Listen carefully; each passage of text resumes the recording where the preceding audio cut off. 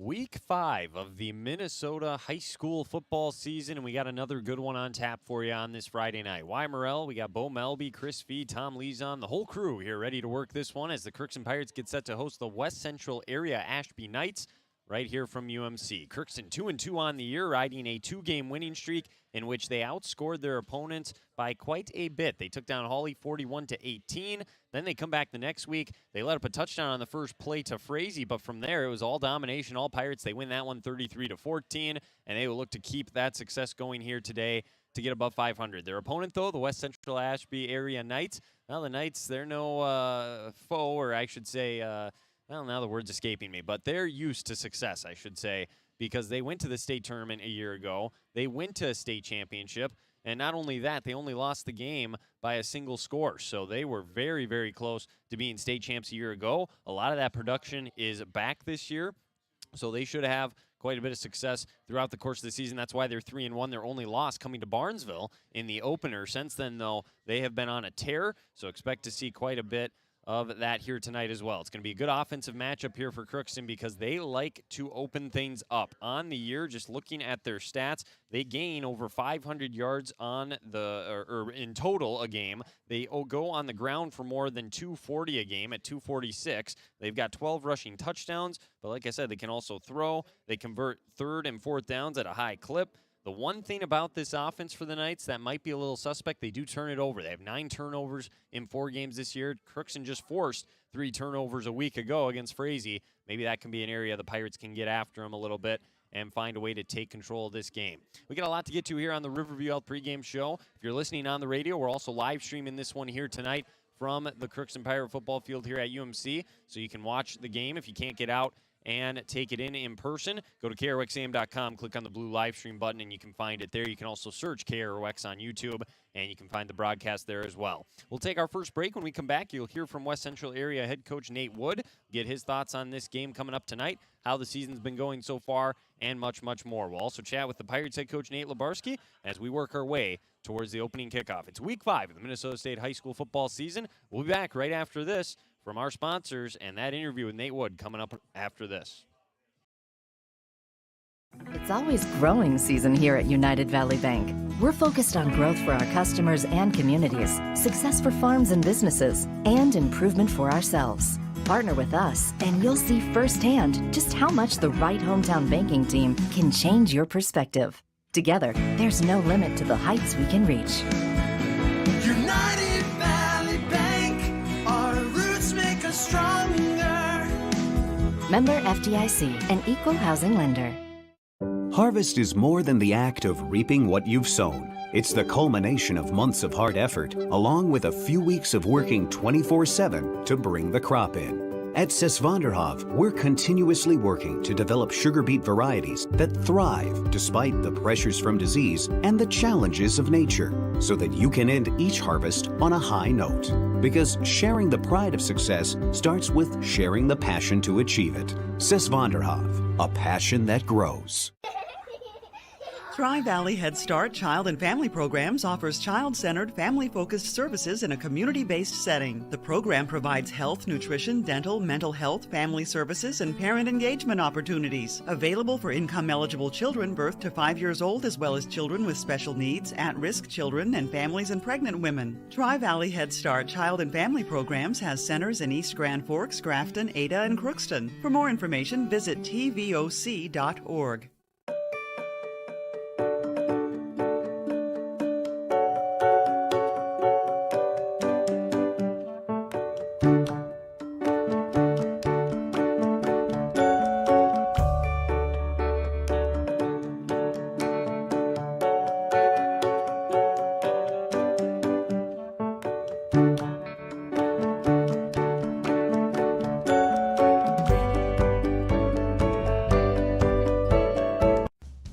Fall season right around the corner, Grove Mechanical in Crookston is ready to prepare you for winter. They suggest having your heating system serviced regularly to keep things running smoothly.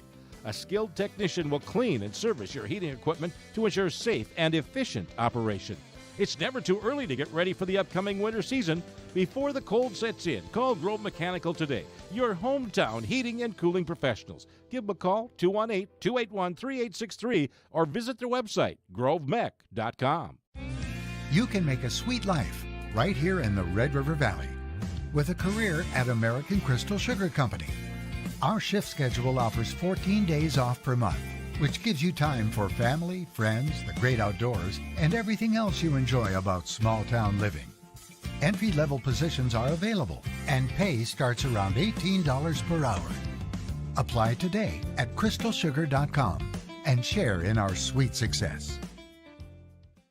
Riverview Health pregame show now chatting with West Central area head coach Nate Wood. And coach, you're coming off a season where you went to the state tournament. You were really, really close to winning a state championship. Season so far has been going well. You're 3-1, so you got a lot of talent coming back on this group. What are the expectations this year? And at this point in the season, how do you feel it's been coming along?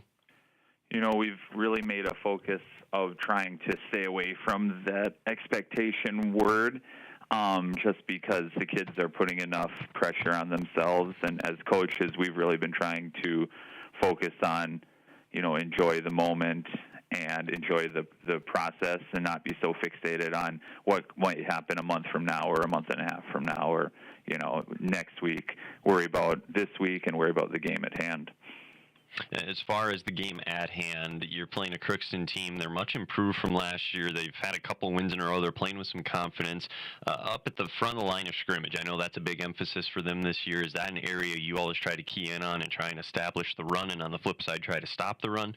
Yeah, absolutely. I think that, we all know that football games are won and lost up front. And yeah, you hit the nail on the head there where Crookston is looking really good this year, and they're very big up front. Yeah, as far as what you do well, what are some strengths with this group? Are they a little bit different from the team last year? Is it kind of similar every single year? Or does this group kind of have a couple of specific strengths in themselves?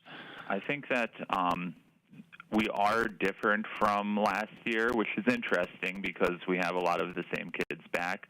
I would say, a strength right now is our overall team speed is really good. The problem sometimes is that we're really a smart group of kids, but that sometimes leads to overthinking, which has caused a little bit of problems. It's a little bit of a farther bus ride for you today. Nothing too crazy, but how important is it for you to make sure the kids get themselves in a good mental space on the way here and can start preparing ahead of time? It's huge. It's our furthest road trip, and it is, like you said, it's not terrible, but it's definitely long enough where you kind of get stiff and you got to get off the bus and get ready to go. As far as the special teams portion of this game goes tonight, how important is that going to be? I know it can turn a game at times, especially in high school football. If you can do the special teams part well, it makes a big difference. Has that been going well for you this year? Is that a point of emphasis tonight as well? It is, like always, and we've been doing fairly well with special teams, minus the kickoff return for a touchdown we gave up against Holly last week. But overall, we really try and focus with the kids in practice that special teams is a third of the game, and it's really important that those might be the only reps you get in the game, but it's really important that you go out and give 100% on those reps. And then one of the last questions I would have for you before we get to the final question would be just looking at the rest of the season after this game, what do you continue to work on? Is it a week-by-week basis? Do you kind of look at the film and say, okay, we need to work on this in practice? Do you always have things you go back to, or do you just take it week by week, and if you struggle with something the week before, then you work on that? A little of both. I feel like as, we have kind of these overarching issues as a team that we've identified that we want to get better on as the season progresses, and that's the big stuff and the intangible stuff, right? Of that living in the moment, of coming together as a team, trusting each other, all that stuff you hope improves over the course of the season, and then the almost more technical X's and O's piece is more of a week by week thing of, all right, we did this well, let's continue to do this well, or we struggled here, we need to get better at X, Y, or Z. And what can you say about some of your skilled position players on the offensive side of the ball? What should we up in the booth kind of keep an eye on tonight? What can we expect? Well, right now we've been really blessed that both Anthony Sikora and Cole Anderson have been having really good years. Anthony has 8 rushing touchdowns, and Cole has 7 receiving touchdowns, which are really good numbers for midway through the regular season. And they're, phenomenal players for us. What we need is for some other people to step up also, and need some other people to go and make plays and have some fun doing that too. And then lastly, maybe we've talked about a lot of stuff, but maybe one key on the offensive side of the ball tonight, and then one on the defensive side to get a win. I would say offensively to sustain drives where we want to put together multiple plays and control the ball that way. And defensively, we need to tackle, and we need to tackle well. We need to gang tackle. Ethan Bowl is a stud, and you can't arm tackle him. You can't tackle him with one guy. We got to swarm and get him down, because if you don't, he's going to make you pay. Appreciate the time, Coach. Best of luck tonight. Thank you. Appreciate it. That was the head coach of the West Central Area Knights, Nate Wood. We appreciate his time here on the pregame show. We're going to take a break. When we come back, we will have the Pirates head coach, Nate Labarski. That's coming up right after this. You're listening to Crookston Pirate Football here on KROX. Shopping for groceries is easier than ever with Hugo's Family Marketplace. To simplify life, Hugo's offers convenient online shopping with delivery or curbside pickup at gohugos.com. Even better, shop on the go with the Hugo's Family Marketplace smartphone app. Download e-coupons, recipes, grocery lists, weekly ads, and place your grocery order right from your phone. Save time and save big with Hugo's Family Marketplace, your hometown grocer since 1939. You're gonna find more low prices, more great stuff when you go to Hugo's.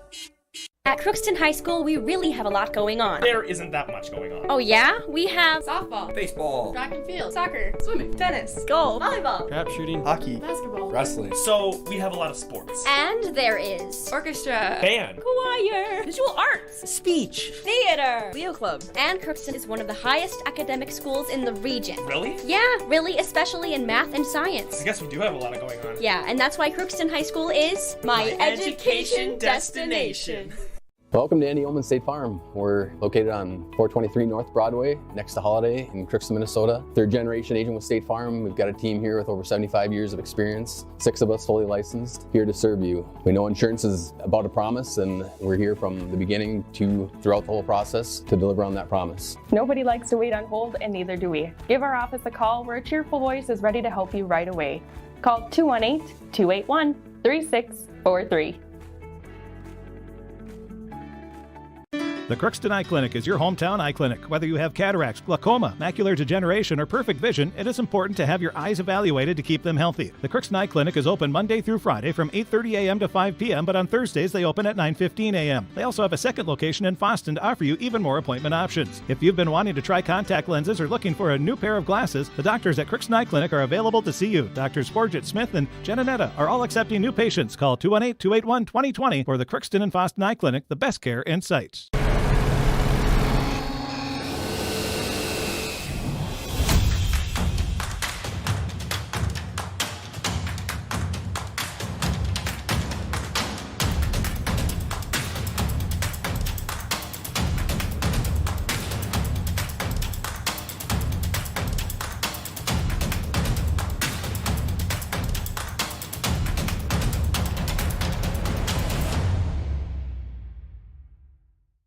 Ever wonder what your city government does for you? They provide police and fire protection, emergency and disaster preparation, building code and zoning enforcement, street repair, cleaning and snow plowing, curbside garbage and recycling collection, plus spring and fall cleanup weeks. They deliver safe drinking water and maintain a wastewater system. They care for 22 parks and provide year-round recreation activities. They give loans for economic development and housing. They do all this and much more with the help of your city employees. We'll be back inside the Riverview Health pregame show. Now chatting with Crookston head coach Nate Labarski. Coach, we're at that halfway point of the season, 2-2 on the year. It's interesting because you play 2 of the better teams around the first 2 weeks. Then you come out, you get 2 huge wins against section opponents. And now here again tonight, you're back to playing a really good team. They were runners-up in the state last year. What do you know about them? And I'm sure you're expecting and getting the boys ready for what's going to be probably a really good game tonight. Yeah, it's going to be a battle tonight, no doubt. West Central, they're a very good team, extremely athletic. They have probably one of the better football players around in Anthony Sikora, and at their skill positions, they're really sound, both on the offense and defensive side. So yeah, it'll be a tough test for us tonight. How's the practices been leading up to this one? The defensive line, the offensive line, they've been doing really well as of late. Has that been a focus again this week, getting ready for this one? Yeah, it's just building on, week by week, probably practice by practice for us. I think early in the week, maybe we didn't have our best practice on Tuesday, bounced back on Wednesday, and had a really solid practice and really had a good day yesterday mentally. So, yeah, it is the middle point of the year, and, sometimes monotony sets in a little bit. You got to fight that some, and I think we did a good job of the latter part of the week. You look at your offense so far this year, you got 3 guys that run it consistently, one being the quarterback, Jack, and then you got Ethan and Tanner both getting a lot of carries. How important is that to have balance, not only tonight, but the rest of the season as well? Keep those guys fresh and give them an opportunity that each time they're touching the ball, they can give it their 100%. Yeah, sometimes it can be a little bit of a struggle because you want those guys to get touches. We kind of need to get Antonio Romero involved a little bit in the run game too. Get the ball in Carter Quett's hands, Ethan Bowman's hands a little bit, and so get more guys involved, all the while still trying to get the touches to the guys that need to see the ball on a regular basis. So that's a little bit of a challenge, but one thing that helps us out with that is have more plays on offense, and so sustaining drives and having more offensive plays will allow us to get the ball around a little bit. I mean, you'll take a big play when you can get it, but I get what you mean. You want to be able to use some of that clock and, like you said, get guys opportunities. On the defensive side of the ball, in the secondary, you forced 3 turnovers last week, a couple of interceptions. It was a really strong performance. Is West Central area, are they going to want to try and throw a little bit, or do they try to keep it on the ground? What's the defense need to be ready for? Yeah, I think, I'm pretty sure they'll want to establish a run if they can. Most teams are going to do that. Our goal is to hopefully try to make them a little bit one-dimensional and make them throw it a little bit. I think they'll hurt you on the run more so than the pass, but the quarterback has a strong arm, and they have athletes out there too. So no doubt they can throw the ball as well as run it. So I think initially they'll want to try to run the ball. You've had a couple of guys deal with a couple of bumps and bruises throughout the year. For the most part, you've been very fortunate, though. Is that kind of the case coming into this game as well from an injury standpoint? Everybody, for the most part, ready to go? Yeah, I would consider us extremely fortunate at this time. A lot of that has to do with the work they put in the off season, getting yourself and your body ready for football, and then also what we continue to do during the season. So yeah, we're fortunate right now that for the most part, other than a few bumps and bruises, we're healthy. You mentioned trying to get the ball in the hands of Carter Quett, and he's done a great job as far as being a receiver goes this year. He does a great job blocking as well, and we interviewed him after the game last week, and he didn't even care about any of that. He says, I just want to win, keep moving forward. Is that kind of the mindset for the majority of the guys on this team? I would say that's probably what makes them special, is that it is the mindset of the guys on the team, and that's really kind of what bonds them together too. And it's as a coach, it's just fun to be a part of that and see that those guys have that mentality. We don't have egos on the team, which is we're not fighting that. So that's a really good thing. They want to go out and play well together and get a W first and foremost. And then lastly, it's not a section game tonight, but a win would go a long ways, get you to 3-2, put yourself in a great spot heading into the final 3 weeks of the season. So if it comes down to a couple of things, like always, maybe one key on offense, one key on defense, what do the Pirates need to do tonight? Yeah, I think on offense, they're going to move around a lot with their linebackers. We need to be able to run the football and just aggressively get off the football. Play aggressively tonight, I think, is a key for us. And defensively, somewhat the same thing, but we need to be able to stop the run. Really, what hurts a fair amount of teams against West Central area are the big chunk plays. Sure. So we need to limit those. Make them grind it out. Get them in third down, and go from there. And on the defensive side of the ball, what could you give us as far as the biggest thing? You mentioned stopping the run, make them one-dimensional, the chunk plays. How about anything else? Special teams. I mean, Jake Erickson, what a season he has had, punting the football, kicking for you.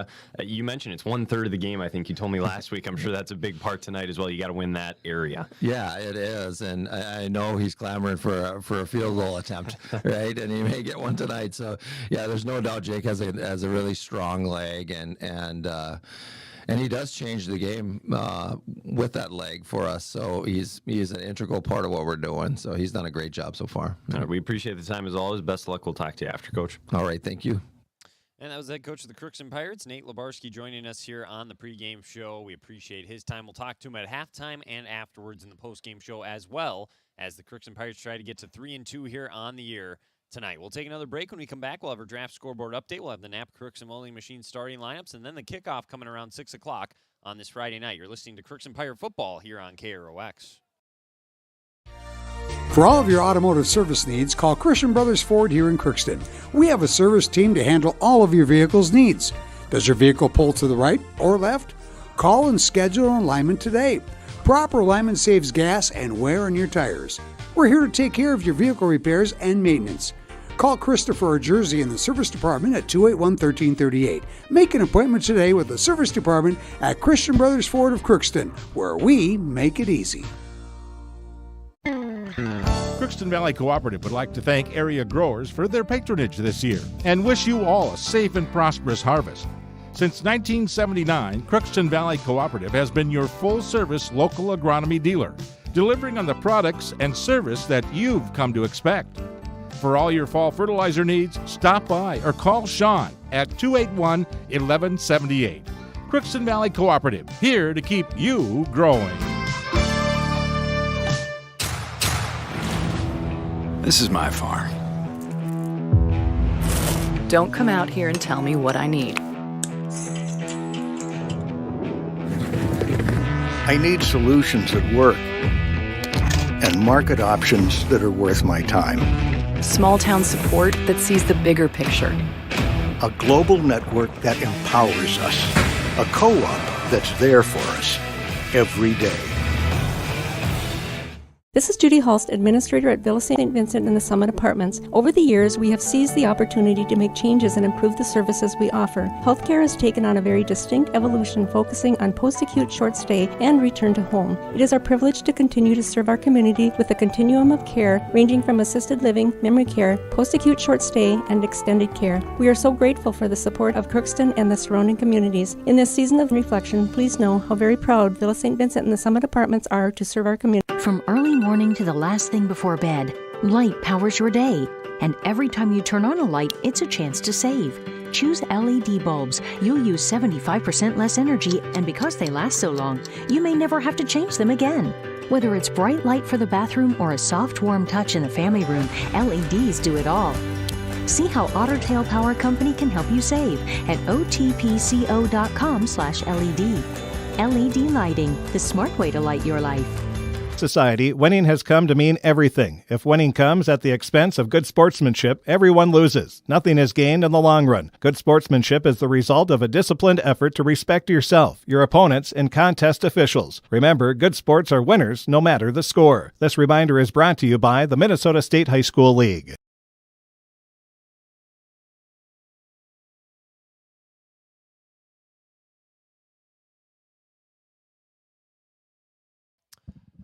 And it's now time for a draft scoreboard update. We welcome you back inside the Riverview Health pregame show here from Crookston on this Friday night. Crookston getting ready to take on West Central area here this evening. Draft Sports Bar and Grill. They got lots of new menu items, including salmon tacos, salmon BLT, sweet and spicy salmon. Check them out. They also do the traditional salads, appetizers, entrees, sandwiches, wraps, tacos, pasta, burgers, and dessert. Call them at 281-1183 if you have any questions. And the special today, with it being Friday, all our loyal listeners know it's rib night. So head on over there from 5 to 9 tonight. $15 for a half rack, $19 for a full rack of St. Louis ribs over at Draft Sports Bar and Grill in Crookston. They will be open on the weekend as well. So make sure to stop on in right across from the Crookston Sports Center on Fisher Avenue. Taking a look at our scoreboard update, a couple of final scores here. The Crookston Pirate girls soccer team took on Hibbing. They fall in that one 2-0. And the boys soccer team, they lose 2-1 to Hibbing as well. They played those games at the same time at 3:30 earlier this afternoon. UMC women's soccer is taking on St. Cloud State tonight. That'll get underway here at 6 o'clock. The UMC volleyball team, they're in action taking on Augustana University in Sioux Falls, South Dakota at 6 o'clock this evening. The Twins are at Detroit. That's a 6:10 first pitch. Other football tonight, it is Friday night, so high school football is the big talking point. You got Polk County West at Ada Borup West, Mahnomen Waban at Red Lake County. That's a battle of unbeatens. That should be a good one. We'll try and follow along with that score tonight throughout the broadcast. Stephen Argyle is at Lake of the Woods. Fort Beltrami is at Clearbrook Gonvick. Badger Greenbush Mill River is at Warren Alvarado Oslo as the Ponies try to remain unbeaten. Kittson County Central's at Winnimac. Thief River Falls at East Grand Forks. Walker Hackensack Akeley at Foston. Some other Section 8 AA teams to keep an eye on tonight that Crookston's going to be following closely. Pillagers at Barnesville. Barnesville trying to get to 5-0.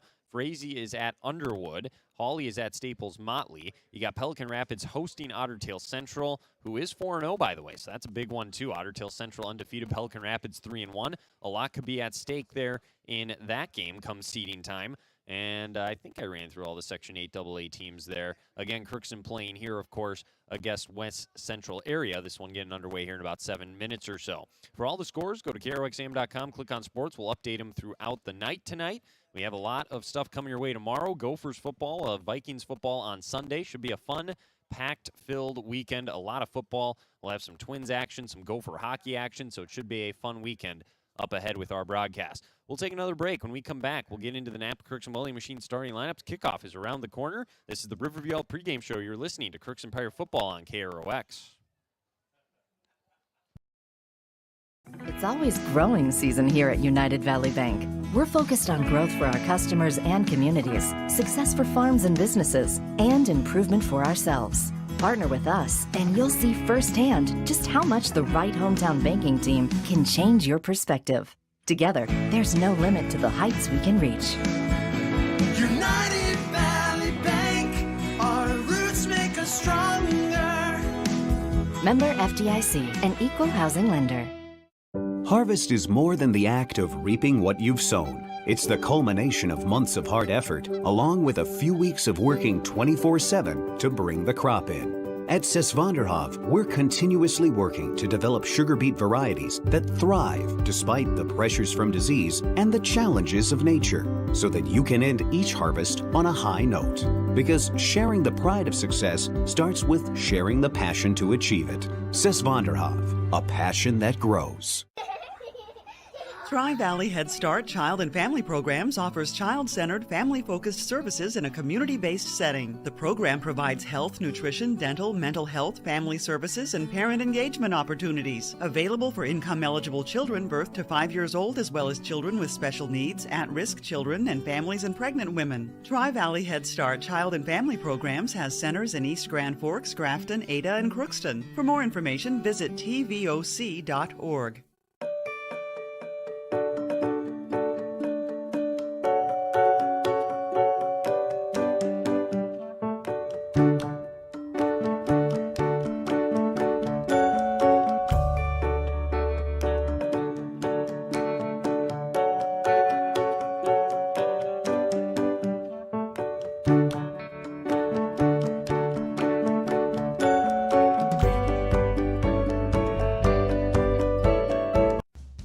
Fall season right around the corner, Grove Mechanical in Crookston is ready to prepare you for winter. They suggest having your heating system serviced regularly to keep things running smoothly. A skilled technician will clean and service your heating equipment to ensure safe and efficient operation. It's never too early to get ready for the upcoming winter season. Before the cold sets in, call Grove Mechanical today, your hometown heating and cooling professionals. Give them a call, 218-281-3863, or visit their website, grovemech.com. You can make a sweet life right here in the Red River Valley with a career at American Crystal Sugar Company. Our shift schedule offers 14 days off per month, which gives you time for family, friends, the great outdoors, and everything else you enjoy about small-town living.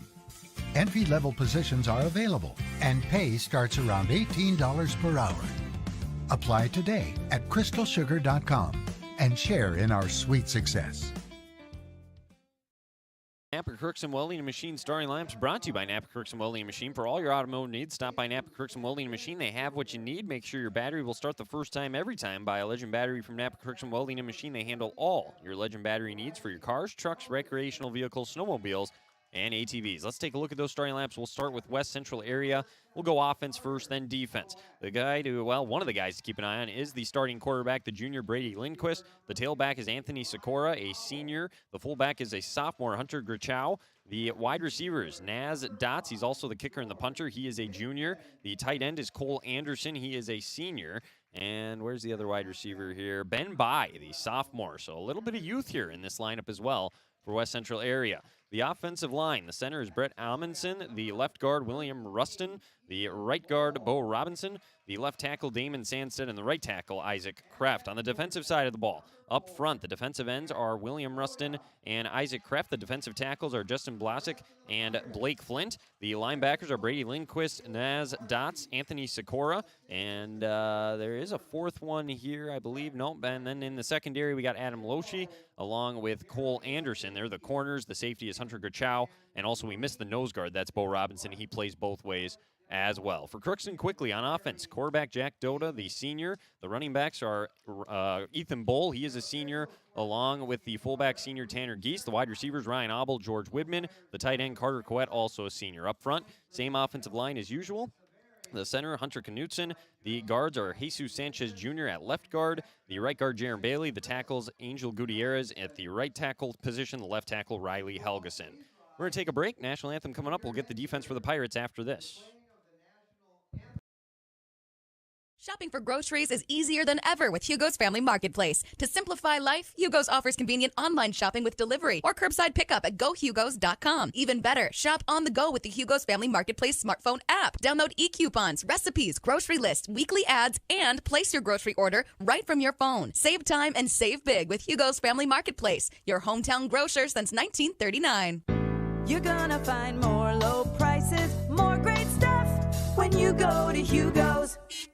At Crookston High School, we really have a lot going on. There isn't that much going on. Oh yeah? We have softball, baseball, track and field, soccer, swimming, tennis, golf, volleyball, trap shooting, hockey, basketball, wrestling. So we have a lot of sports. And there is orchestra, band, choir, visual arts, speech, theater, Leo Club. And Crookston is one of the highest academic schools in the region. Really? Yeah, really, especially in math and science. I guess we do have a lot going on. Yeah, and that's why Crookston High School is my education destination. Welcome to Andy Oman State Farm. We're located on 423 North Broadway, next to Holiday in Crookston, Minnesota. Third generation agent with State Farm. We've got a team here with over 75 years of experience, 6 of us fully licensed, here to serve you. We know insurance is about a promise, and we're here from the beginning to throughout the whole process to deliver on that promise. Nobody likes to wait on hold, and neither do we. Give our office a call where a cheerful voice is ready to help you right away. Call 218-281-3643. The Crookston Eye Clinic is your hometown eye clinic. Whether you have cataracts, glaucoma, macular degeneration, or perfect vision, it is important to have your eyes evaluated to keep them healthy. The Crookston Eye Clinic is open Monday through Friday from 8:30 a.m. to 5 p.m., but on Thursdays they open at 9:15 a.m. They also have a second location in Fosston to offer you even more appointment options. If you've been wanting to try contact lenses or looking for a new pair of glasses, the doctors at Crookston Eye Clinic are available to see you. Doctors Forget Smith and Jananetta are all accepting new patients. Call 218-281-2020 for the Crookston and Fosston Eye Clinic, the best care in sight.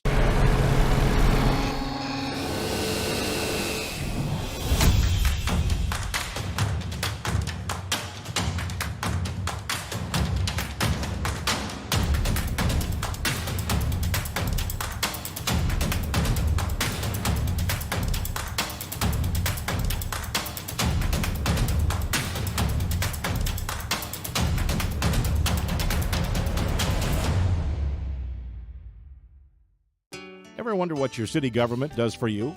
They provide police and fire protection, emergency and disaster preparation, building code and zoning enforcement, street repair, cleaning and snow plowing, curbside garbage and recycling collection, plus spring and fall cleanup weeks.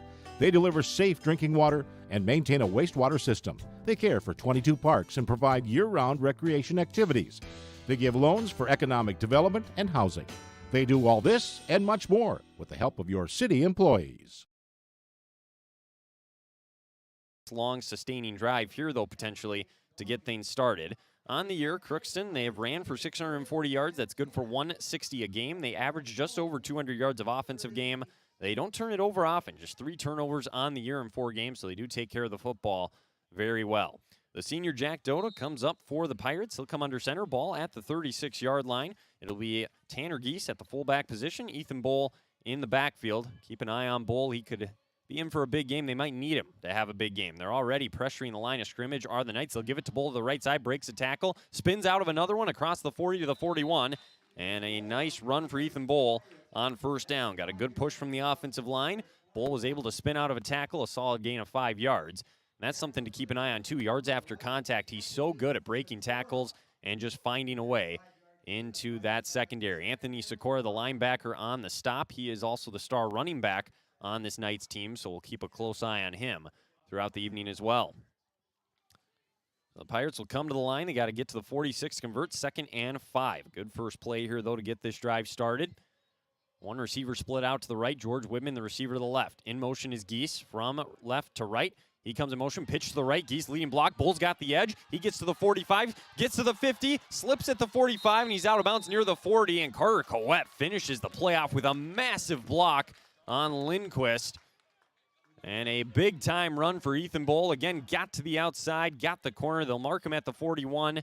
That's a gain of 18 yards and a first down for the Pirates. So the first down of the game there for Crookston. Bowl 2 carries, 23 yards.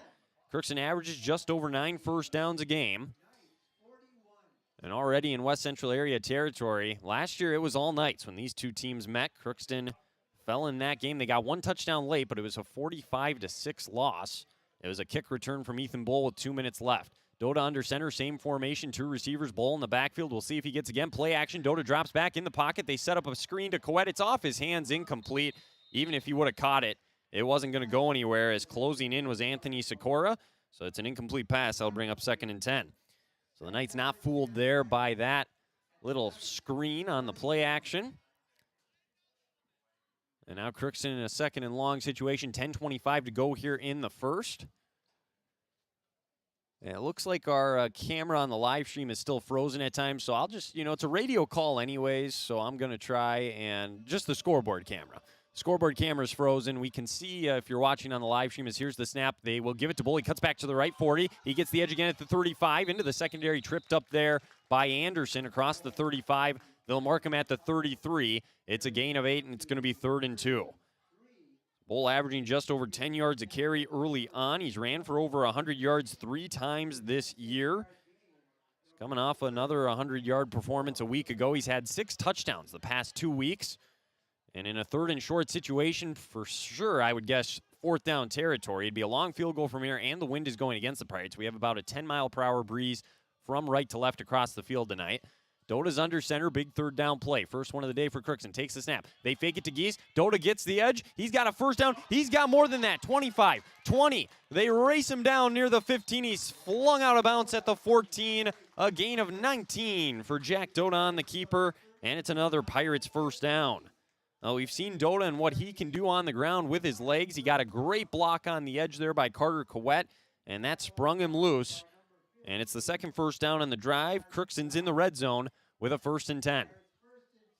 They'll mark him at the 15. It's a gain of 18 for Jack Dota, and what made that play work is that Ethan Bowl had so many nice runs up the middle and getting to the edge. They keyed in on him and Tanner Geese, and that allowed Dota to keep it around the edge. Split off to the right at the fullback position is Geese. Dota under center, takes the snap. They'll hand it to Bull. He cuts to the right inside the 15, runs a man over Sikora, amongst others, drag him down inside the 10, down to the 9. It's a gain of 6 for Ethan Bull, and he'll set up a 2nd down and 4. What a statement this has been early on for Crookston, moving the ball. Like we said, West Central area, their strength, without a doubt, is their offense. They average over 500 yards a game. 240 on the ground. I should say over 400 yards a game, 240 on the ground. They score a ton of points. They're only lost to Barnesville in week 1. So they're probably going to try and get the offense rolling tonight as well. So Crookston's going to have to keep pace and score. 2nd and 4, ball on the 9. Dota under center, good chance to strike first. Play action, he rolls to the right, gets away from the pressure at the 20. Now he tucks it and tries to run, and they're going to say his knee was down. Back at the 20, that is a loss of 11. And we're going to have to give a sack there to number 73, Blake Flint, the defensive tackle. Dota tried to run, but before he could, he was brought down enough contact to get his knee to the ground. So that is a sack, a loss of 11, and that is going to bring up a 3rd and long now. So Crookston 1 for 1 on 3rd downs here on this drive, but this is not where the Pirates want to be. This will be the 8th play of the drive. They've gone down the field 44 yards, a possession that started at their own 36. Ball at the 23rd and 15. They are going to run it to Bull, but before the snap, we got a flag and a false start. I'm not sure if everyone was set on the offensive line when that ball was snapped. The Pirates went a little bit quicker than they're used to, and that's going to back them up 5 more. So now it's going to be 3rd and 20. You could consider taking a field goal here if you get enough yards on the next play. So I'll be interested to see what the play call is here for Crookston on this 3rd and 20. That time they were going to run it to Bull and let him get as much as he could back. We'll see if that's still the strategy here. Ball's on the 26. They got to get down to the Knights 6 to convert. It's going to be Abel out to the left.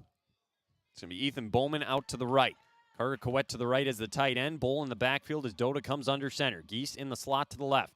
They're pressuring up near front. 7 in the box for West Central. They come with 4. He gets out to the right. Dota's being chased down. Gets away from 1. Takes off and tripped up near the sidelines after a short gain as tracking him down from behind and making the tackle is Isaac Kreft. Going to be 4th down and long, and a big decision here now for Coach Nate Labarski. Kind of no man's land. Are they going to give Jake Erickson the try? It sure looks like it as he's coming onto the field. It's a gain of 4 for Dota. You know, this is something. I mean, you can't script it.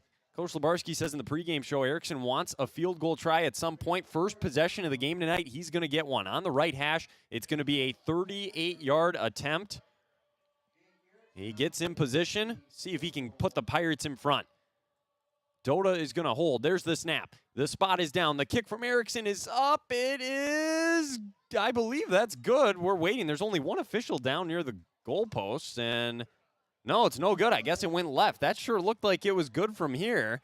And I've never seen just one official down on the field or near the goalpost for a field goal kick. That was weird. They say it went left, though. It's no good. And that'll bring West Central Area's offense out for the first time tonight.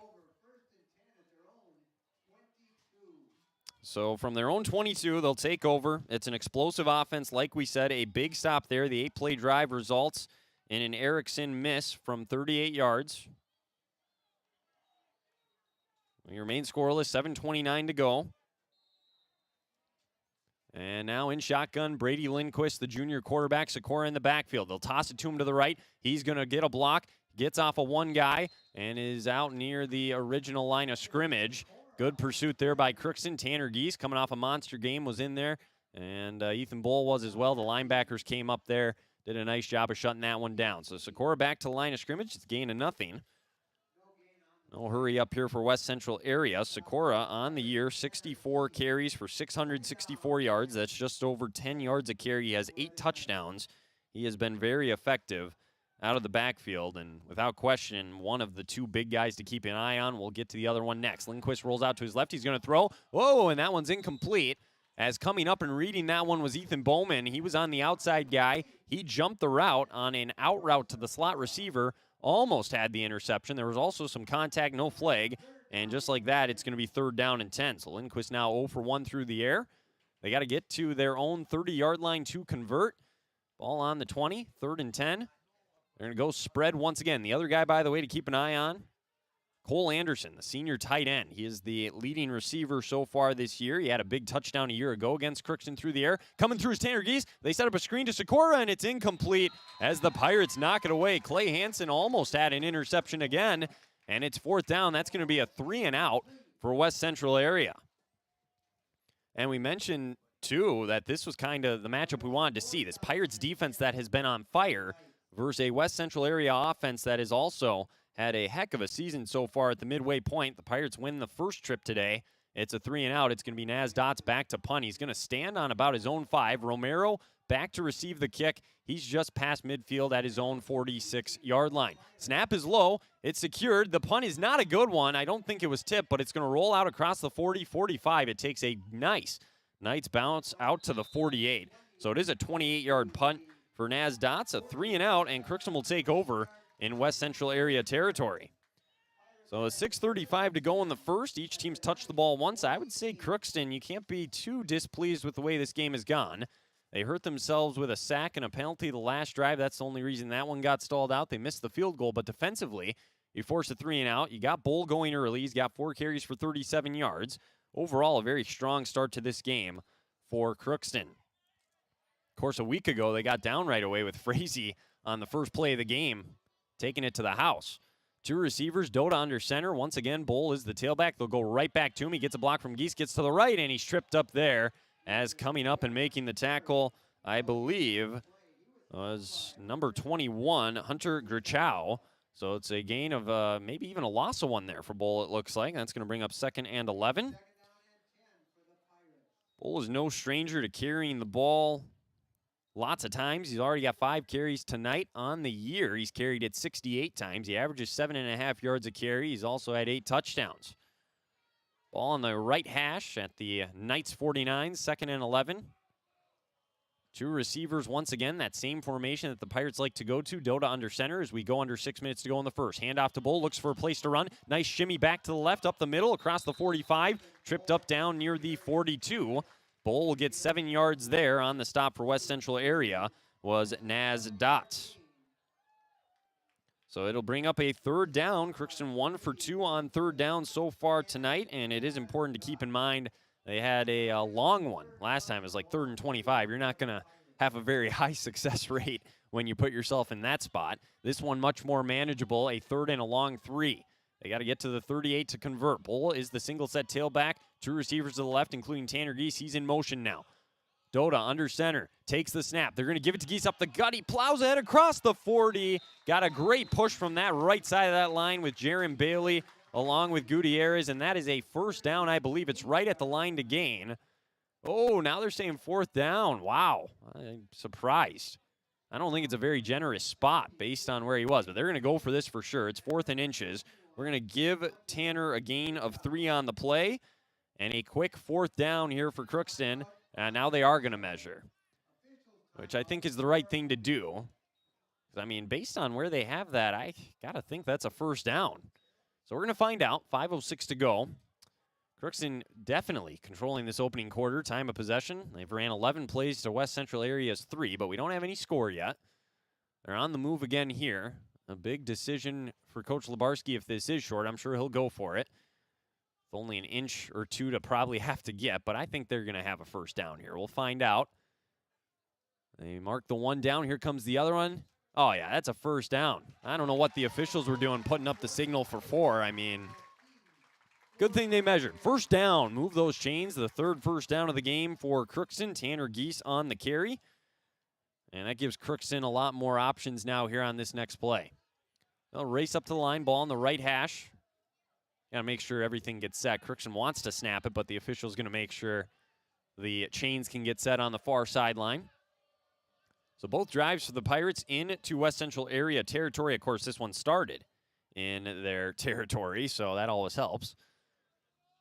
Dota will go under center. This time they're going to put Romero in the backfield. Bull as the fullback. Coach Labarski mentioned they want to get Romero going a little bit with some carries. They'll go to Bull up the middle, and he got tripped up right away and grabbed at the ankle, and doing a nice job of finishing off the tackle there for the Knights was the big defensive tackle, Justin Blashik, and that is a gain of 1 for Bull. That'll bring up a 2nd down and 9, 4:42 and counting here in this quarter. I don't think you have any problem shortening this game if you're Crookston taking time running the football. I mean, they're probably slight underdogs in this one, especially with what happened last year. They're more than happy shortening this game and giving themselves an opportunity to stay in front if they can. 2nd and 9, 2 receivers. They'll go to Bull. He gets away from 1 tackle and then is tracked down from behind at the 35. On the tackle there for the Knights that time was William Rustin. It's a gain of 2 for Bull, and now a 3rd down and 7 upcoming.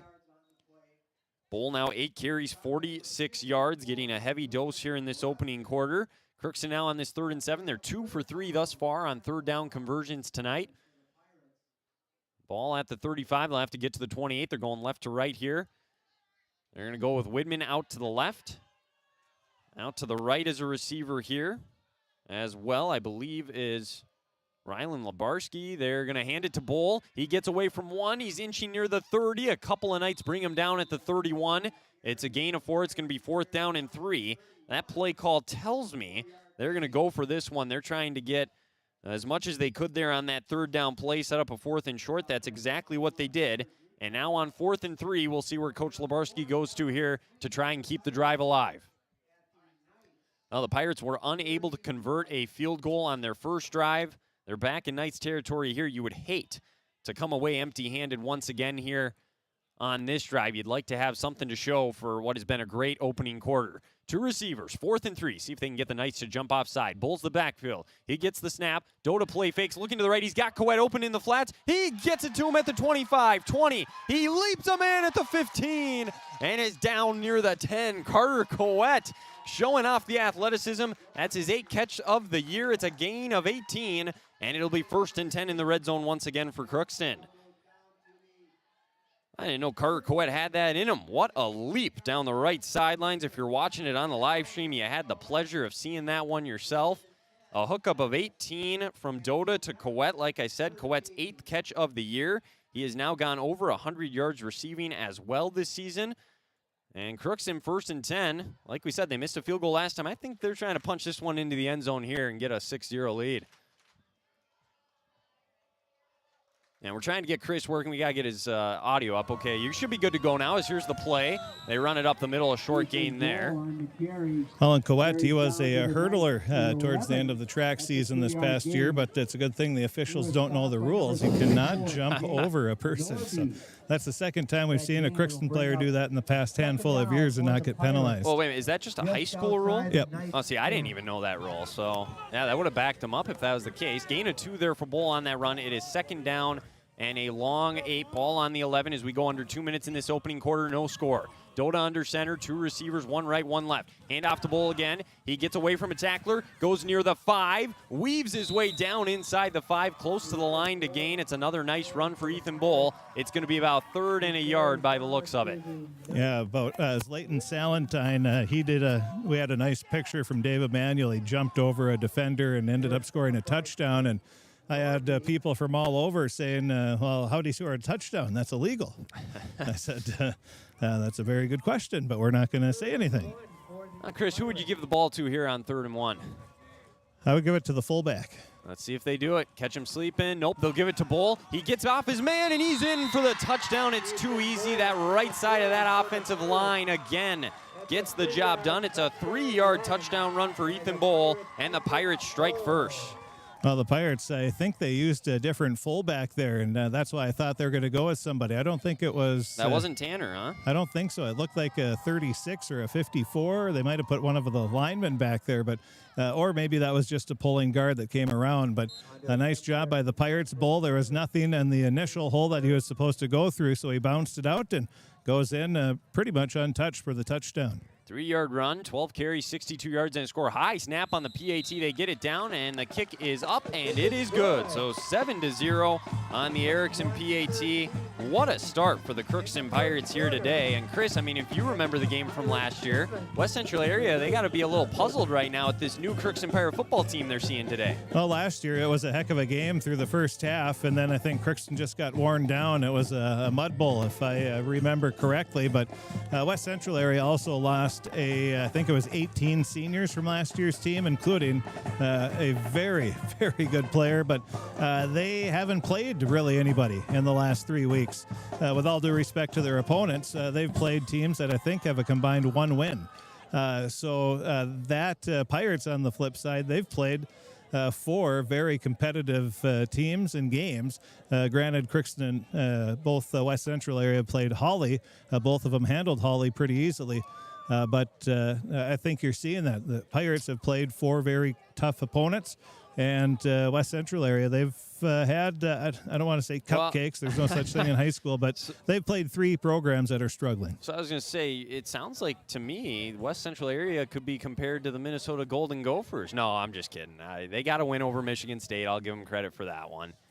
No, I would say coming in, I would say Crookston, just the way they've been playing. And I would say they're either even or maybe even the slight favorite coming into this game. Well, they got the lead early. Erickson will kick off from his own 40, left to right, 1:13 to go in the first. The student section making some noise, and it's a little squib kick up the middle. It's taken there by the Knights and going down at the 42. A smart play by the big man, I believe Grant Lindquist. So that'll bring up 1st and 10 from their own 42. Good field position here for the Knights, 1:11 to go in this quarter. And that is one nice thing with the Pirates' schedule. They do have one of the toughest schedules. They will have Pillager and Staples Motley the last 2 games of the year, and at Pillager, but at home against Staples Motley. And those will be 2 games that the Pirates will be heavily favored to win. But leading up to that, they have West Central area, a very good team. Then they have East Grand Forks, a very good team next week.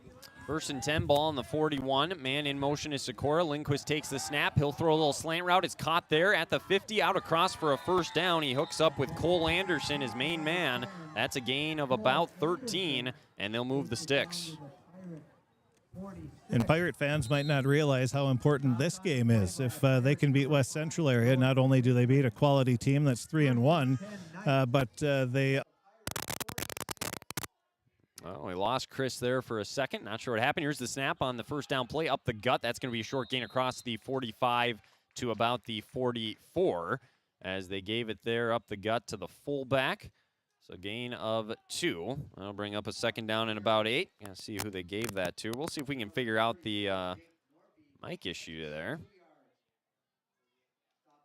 So 2nd and 8. And it was Jake Norby on the run. So gain of 2 for him on his first carry of the day. And this is something that's a little bit newer there for West Central area. A little bit of hurry up. They didn't do that the first drive on the 3 and out. Here's the snap and shotgun. Empty backfield looking to throw. He'll loft one over the middle. It's tipped in the air. Almost intercepted. Tanner Geese. Great coverage on Anthony Sikora. Just couldn't quite bring in the interception. That's going to bring up a 3rd down and 8 now at the Pirates 44. So Lindquist is 1 for 4 now through the air so far today for 13 yards.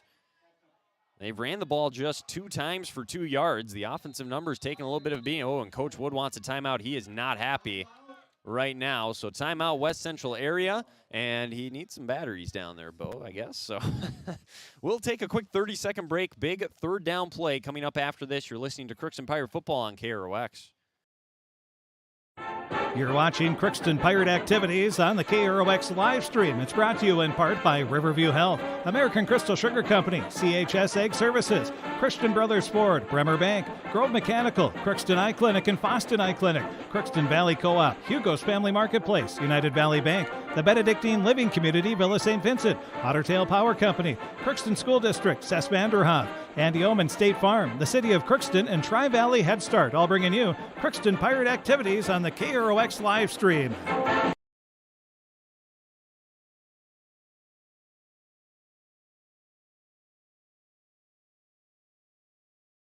All right, here we go. 3rd down and 8, ball in the Pirates 44. They got to get to the 36 to convert. 14 seconds left in the quarter. This very well could be the last play. Snap to Lindquist in the pistol. He looks left, lobs one over the middle, and it's over the outstretched arms there of his intended target, Anthony Sikora. And that's going to bring up a 4th down. And now a decision here for Coach Wood. Do they go for it, or do they try and play field position and punt? It looks like they're going for it right now. Yeah, I think both teams here, we might not see any punting inside the 50-yard line. Not this early in the game, at least. No. They were up by 2 possessions or something late. Maybe they would. Sikora in motion. Here's the 4th down play. He takes a snap. Slant over the middle. It is caught for the 1st down. And again, he went back to his main target, Cole Anderson. It is a gain of 13, and it moves the 6. Oh, George Whitman was just a half second late there to getting in and intercepting that one. And the Pirates, I think they knew who was going to be getting the ball, but just either misread where that route might be going or what. And now there's a stoppage of play. That is the end of the quarter. First quarter, yep. End of the quarter. We'll take a break. What a quarter it was. We'll recap it all when we come back. 7-0 Pirates after 1. You're listening to Crookston Pirate Football on KROX.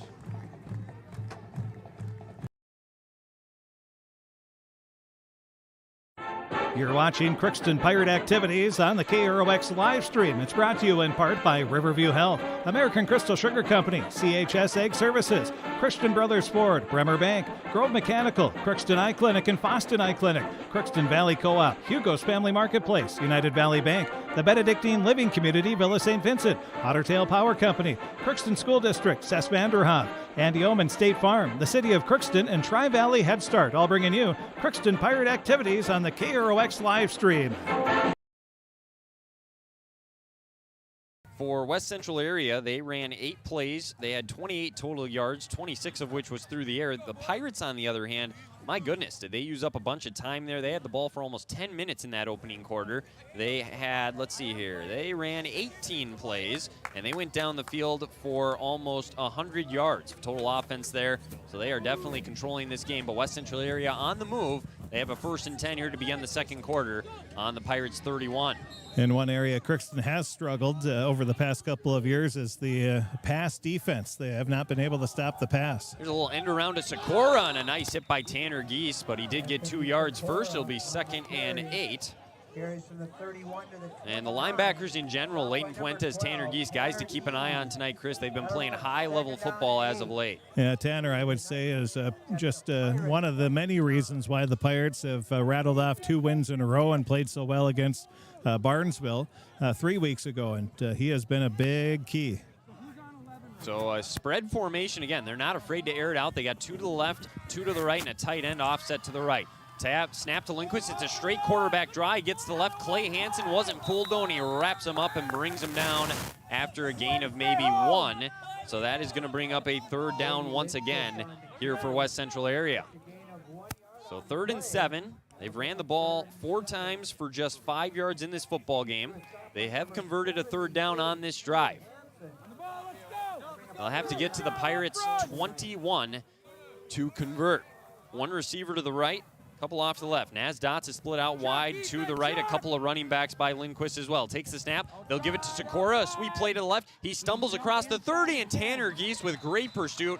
Antonio Romero also came up to make the tackle. It's a loss of 1 for Anthony Sikora. And once again, 4th down. It looks like the Knights will have to go for it. And was that Hunter Knudsen that sort of broke everything up right away? I believe so, yeah. And that forced him out wider than he wanted to go, and he stumbled, and that really broke the play up.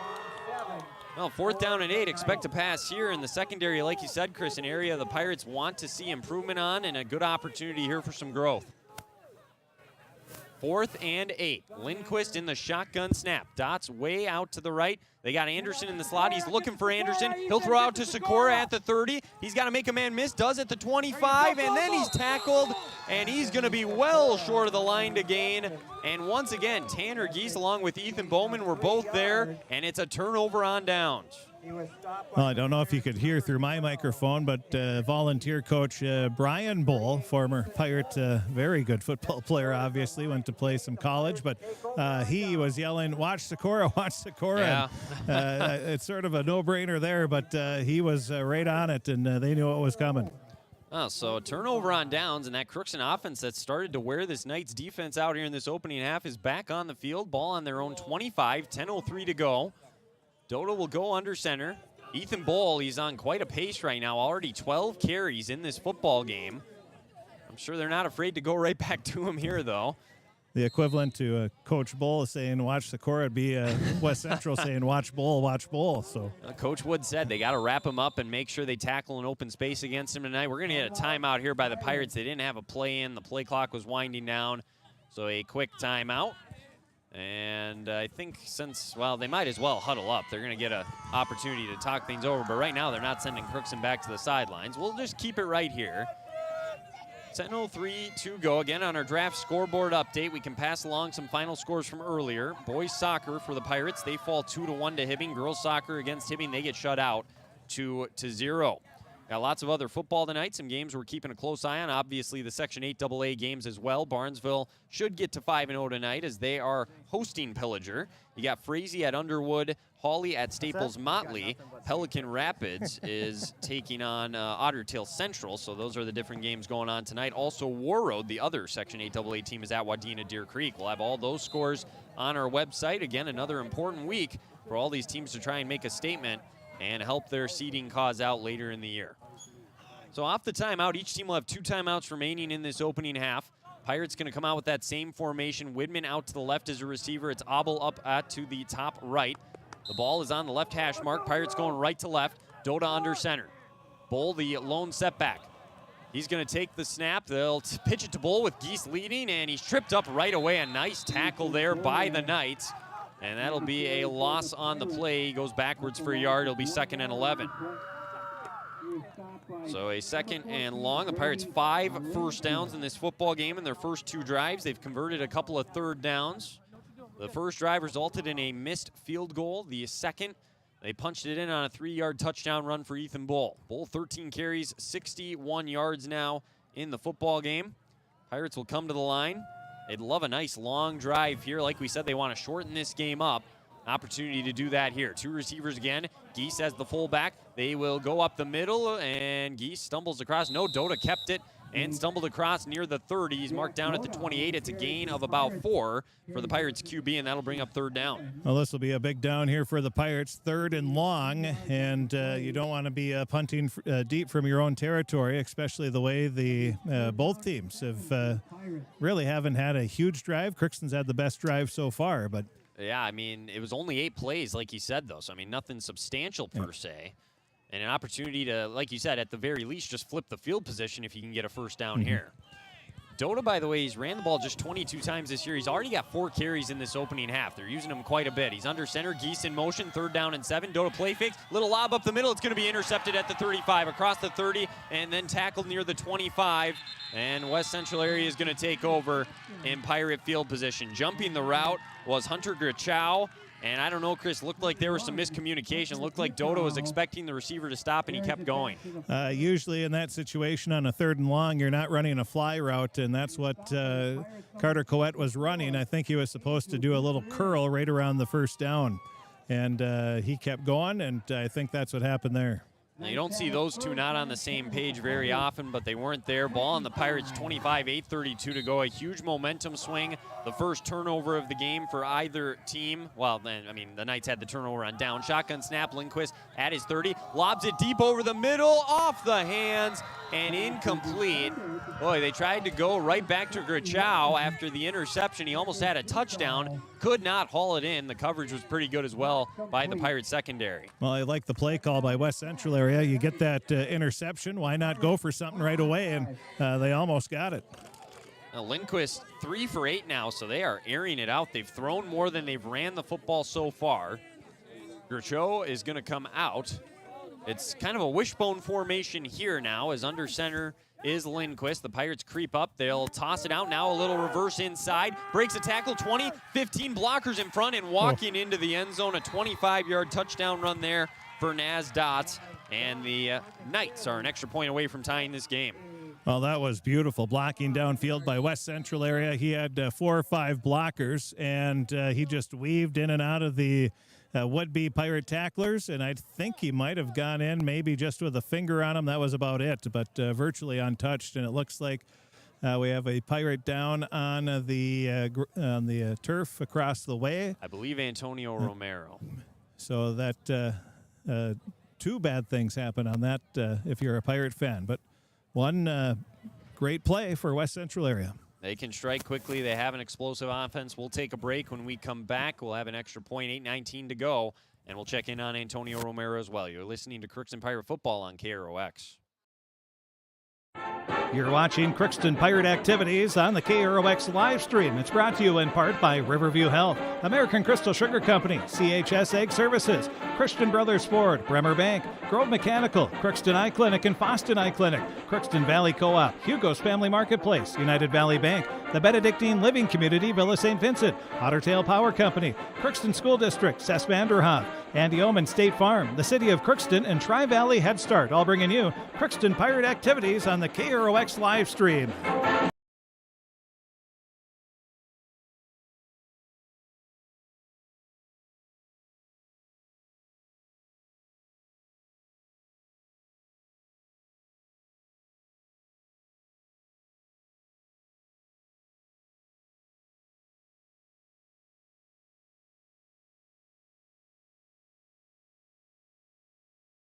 We're back here as West Central area is going to go for 2. We'll check in on Romero and get an update when we can, but an opportunity here for the Knights to take the lead now and go in front 8-7. Shotgun here for Lindquist. 5 receivers, 3 right, 2 to the left as they spread them out.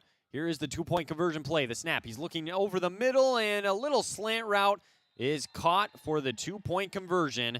It's Cole Anderson on the reception, and it's 8-7 West Central area. It's amazing how quick things can change. I mean, a moment ago, Crookston was up 7-0, and, well, a turnover, and 2 plays later, West Central area has the lead. Yeah, turnovers will kill you, and that was the case there for the Pirates. They turn it over short field, and West Central area makes them pay for it. And with 8:19 remaining in this first half of play, it's now 8-7. West Central area takes the lead with that two-point conversion. And a quick scoreboard update in 9-man football. 5 minutes left in the first half. Badger Greenbush Middle River leads Warren Alvarado Oslo 22-16.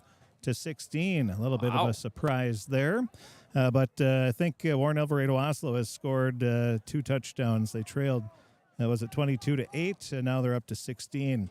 Then one other score that we have of interest anyway, Pequot Lakes and Detroit Lakes, a battle of 2 of the top teams. And, Pequot Lakes in 3A, Detroit Lakes in 4A. And they're tied at 7 with a minute left in the first quarter. East Grand Forks leading Thief River Falls 7-0. 5 minutes left in the first half there. And Perham leading Fergus Falls 7-0. That is early in the second quarter. Dots will kick off from his 40. A little squib kick up the middle. Goes by Bull, bounces around the 20, and picked up by Romero. Good to see him back out there right away. And he gets near the sidelines out across the 30 and is wrapped up there and forced out of bounds at the 32, a return of 12. Well, I'm assuming Romero had a cramp because he was back out there, gave a little juke step, and he looked pretty good. Missed one play, so that's got to be what it is. But for Naz Dots on that touchdown, first touchdown run of the year for him, his longest run of the year. That's the longest play of the night for the Knights as well, of 25 yards, and now they're in front 8-7. We'll see how the Pirates respond off of the turnover, the 4th time possessing the ball in this opening half. Again, on their own 32, 8:15 to go. They'll huddle up. They've had success. I mean, they've only stopped themselves, really, so far tonight, the 2 times they didn't score. Shotgun here for Dota. First time we've really seen this look tonight. We've seen it this year, though. Man in motion is George Widman, the senior. Bull to the left. They'll give him a counter run to the right. He cuts it back up the middle, 30, 35, and eventually gets ran into there. Ooh, hard hit at the 35. It's a gain of 3 for Ethan Bull. He gets back on his feet. Yeah, Ethan had an ankle that was grabbed onto by a West Central defender, and he was trying to hop with the other foot forward, and he went down, and he got hit pretty good after about the 3rd hop. Now, it looked like his knee almost got bent, too, there. I was getting a little concerned when he's trying to stay up like that, and you see guys come in at the last second to make a hit. That's when things can get a little dicey. 2nd and 7. He's good to go, though. Receiver right, 1 to the left is George Widman. Tanner Geese, the fullback. Bull, the running back. Snap, they'll go Bull right side, and he got hit right away. He gets back to the line of scrimmage and falls forward, but the Pirates a little bit of a bust there by the offensive line. It's going to be 3rd and 7. We're starting to see what happened to the Pirates in that first game against Osakis is when the defenders were getting through and almost taking the handoff. And Bull, as soon as he got it in his hands, he was hit by 3 defenders. So the Pirates got to shore up the offensive line blocking here. See if they go back to the air here now on 3rd and 7. 7 minutes to go in the half. Last time Dota he threw an interception. He's 1 for 3, an 18-yard completion to Carter Coet on the night. Nobody in the backfield. Sure looks like they're going to throw 3 to the right, 2 to the left. Dota standing on his own 30, takes the snap. 4-man rush. He steps up in the pocket, rolls out to his right, and throws at the last second. It's intercepted again. Across the 35-30, 25, tracked down near the Pirates 20. This time on the interception, it was Naz Dots. He's all over the place. That was one Dota should have held on to and just take the sack. Yeah, he was trying to make a play, much like a Vikings quarterback we had for a year or 2 that likes welfare money from Mississippi. Too soon. But he tried to make a play, and unfortunately he did. It was just in West Central area's favor, and a tough one there. Turnovers will haunt, and right now they're killing Crookston. 6:42 to go, and again, ball on the Pirates 20. 3 receivers right, 2 to the left. They're going to let Lindquist go back to the air here. 3 for 8, 29 yards in the game. Takes the snap. Pirates coming with 5. Lob to the right into the end zone. Anderson gets underneath it, hauls it in. It's a 20-yard touchdown pass, a perfect strike, and there was nothing George Widman could do in coverage. That's just better offense. And it's 14-7 West Central area. Well, they knew who Widman was guarding, and they just lobbed it up there for a jump ball, and there was no doubt who was going to win that one. And a beautifully thrown pass, and just like that, West Central area leads 14-7 with 6:35 left. Anderson hauled in a 76-yard touchdown a year ago against Crookston. They're going to go for 2 again here. This would make it a 2-score game if they get it. This time they got a running back behind Lindquist. That's Grichow. They're going to throw again out to the left, a little out route, and Romero with great coverage breaks it up, and the 2-point conversion is no good. Boy, Romero did a great job. He jumped in the passing lane, he didn't get the full hand, but I think he got his fingertips on it enough to deflect it out of there, and the Pirates remained only 7 points down with that outstanding effort. That's amazing how fast things can change, though. I mean, less than 10 minutes real time, and West Central area now in the lead. Keep in mind they will receive the second half kickoff as well. 2 turnovers here hurting Crookston in this opening half. But, Chris, as we've seen, they can move the ball. If they just stop hurting themselves here, they're going to be right in this game all night. Yeah, you take away those 2 turnovers, who knows what happens. It's easy to say what might have happened, but that's what they have to deal with now, and just answer it. You get a touchdown here. You could either tie it up or possibly take the lead, and if you could do that going into halftime, you'd have to be pretty happy. Well, the first quarter, it's a tale of 2 quarters right now. It was all Crookston in that first quarter, and it's like all of a sudden we switch ends of the field, and West Central area, a completely different team. I wonder what Coach Wood said at the end of that first quarter. Pass the ball. And it's working. Why not? And they're going to keep passing until Crookston stops them, and so far Crookston really hasn't stopped them. Well, and like you said, the size of the secondary, too, could be an issue. These receivers for the Knights are not small kids. They're big boys. Kickoff, it's going to fall in front of Bull. He'll take it at the 25. He can be explosive across the 30 to the right side. Coet with a nice block on the edge. 40, it's going to come back. They call a hold. He's across the 45 to the 43. I was watching that back official to see if they were going to get Carter Coet, and he held on just a half second too long. So that'll push the Pirates back. I would guess they'll start over around their 25. It'll negate a nice return from Bull, although he probably wouldn't have got that far without the hold. The second flag on Crookston today. That's the problem when you're on the kick return and you have somebody like Ethan Bull running.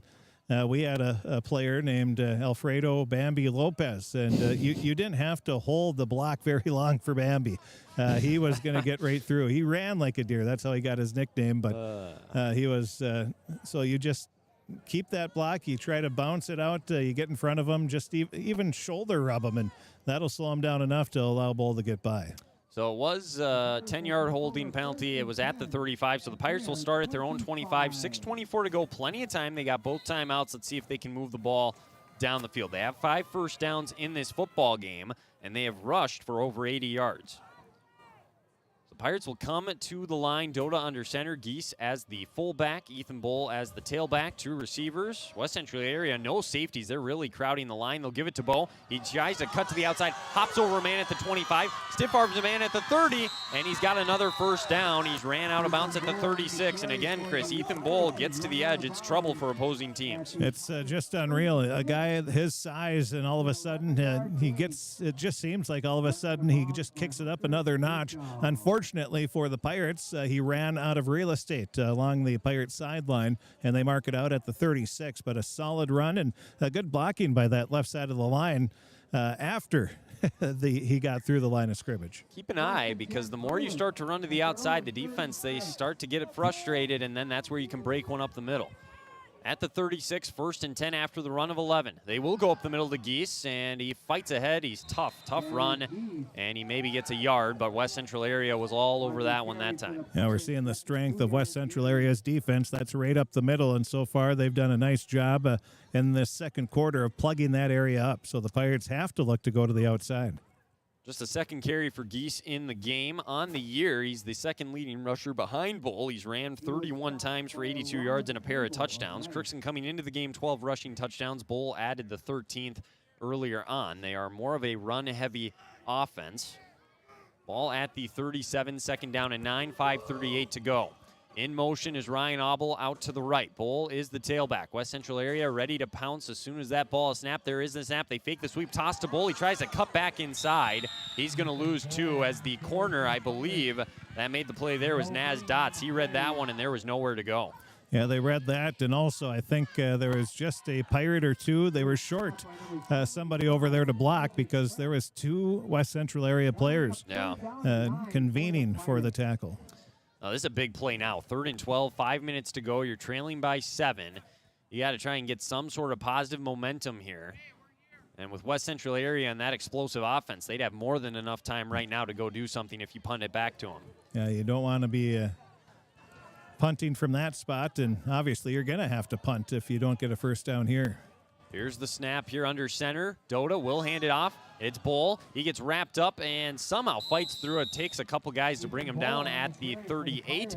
It's a gain of 3, but now 4th and 8, and Erickson already trotting on to punt it away. One play I'd like to see the Pirates try. It's not. It's more of a yard flag football type of play, but or neighborhood football.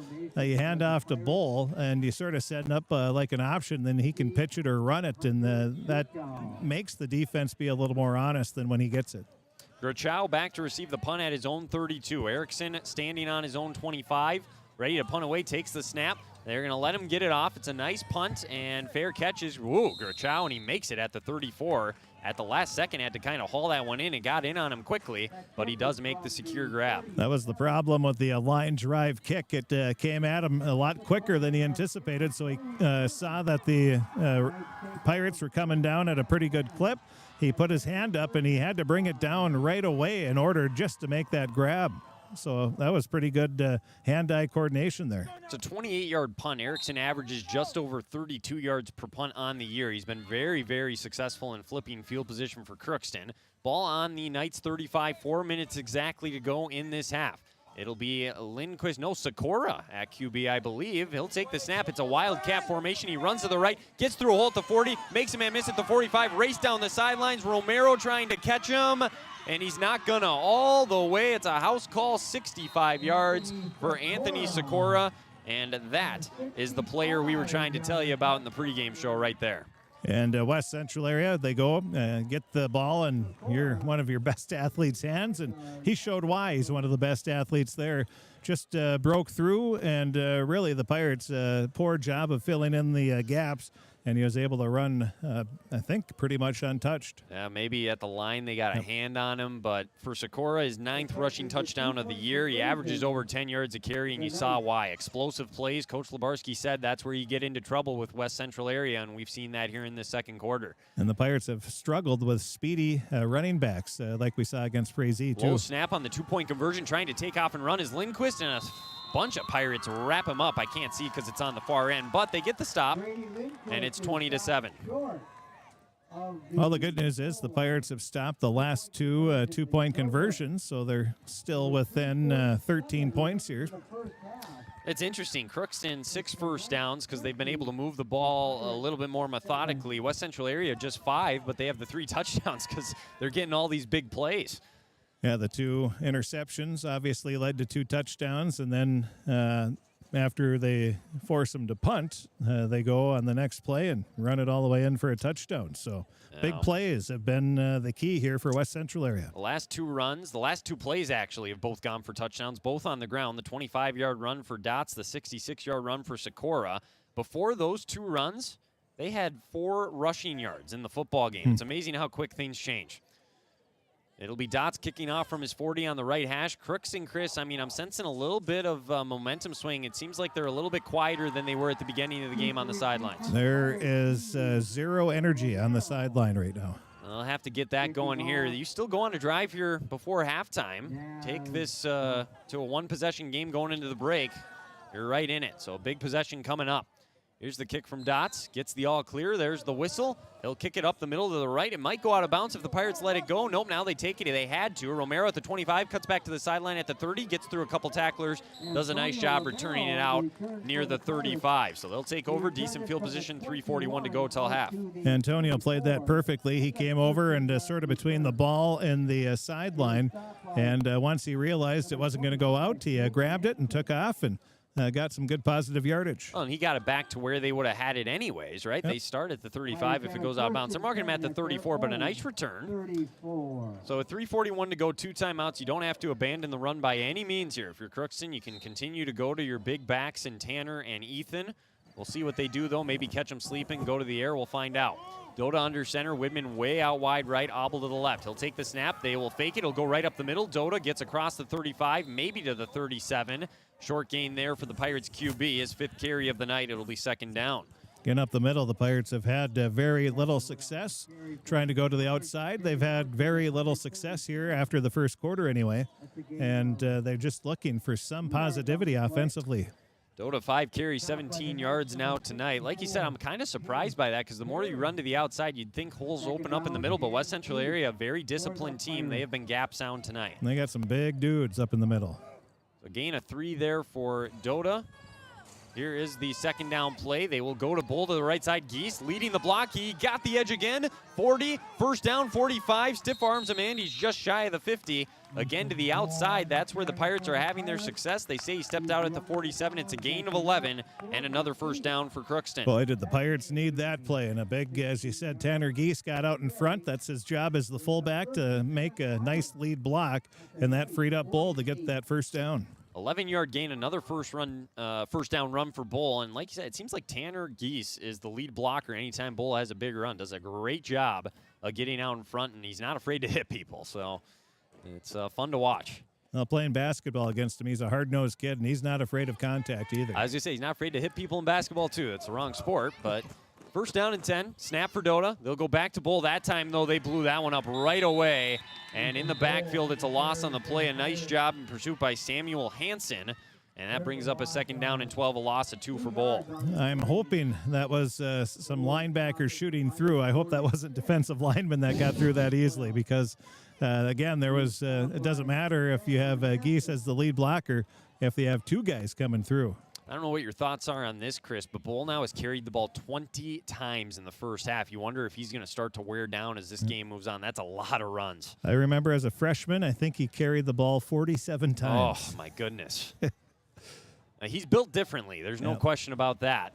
But you can see already they're keying in on Bull right now and focusing on him defensively. Geese in motion. They will fake the sweep. They'll go Bull up the middle. Oh, he ran into his own man, gets across the 50. He ran into Hunter Knutson. Otherwise, that could have been a monster play. It's a gain of about 4, and it moves the ball into Knights territory as we go under 2 minutes, third down upcoming. And when Bull runs, he's not just, one of those speedsters that tries to get to the outside every time. He's lowering his shoulder, trying to run people over, and that time Hunter Knutson learned, well, I'm sure it's not the first time it's happened, but you got to get out of the way if Ethan's coming through. And like you said, he does like to run and make contact. He only takes the edge when they give it to him. Big third down and 5, 1:30 to go. Snap by Dota up the middle to Bull. He tries to fight his way. They push him near the 45. He stood up there, and it's going to be 4th down and 2. If you're the Pirates, I'd run this clock down a ways and then run a 4th down play. You don't want to give West Central area too much time if you don't get this.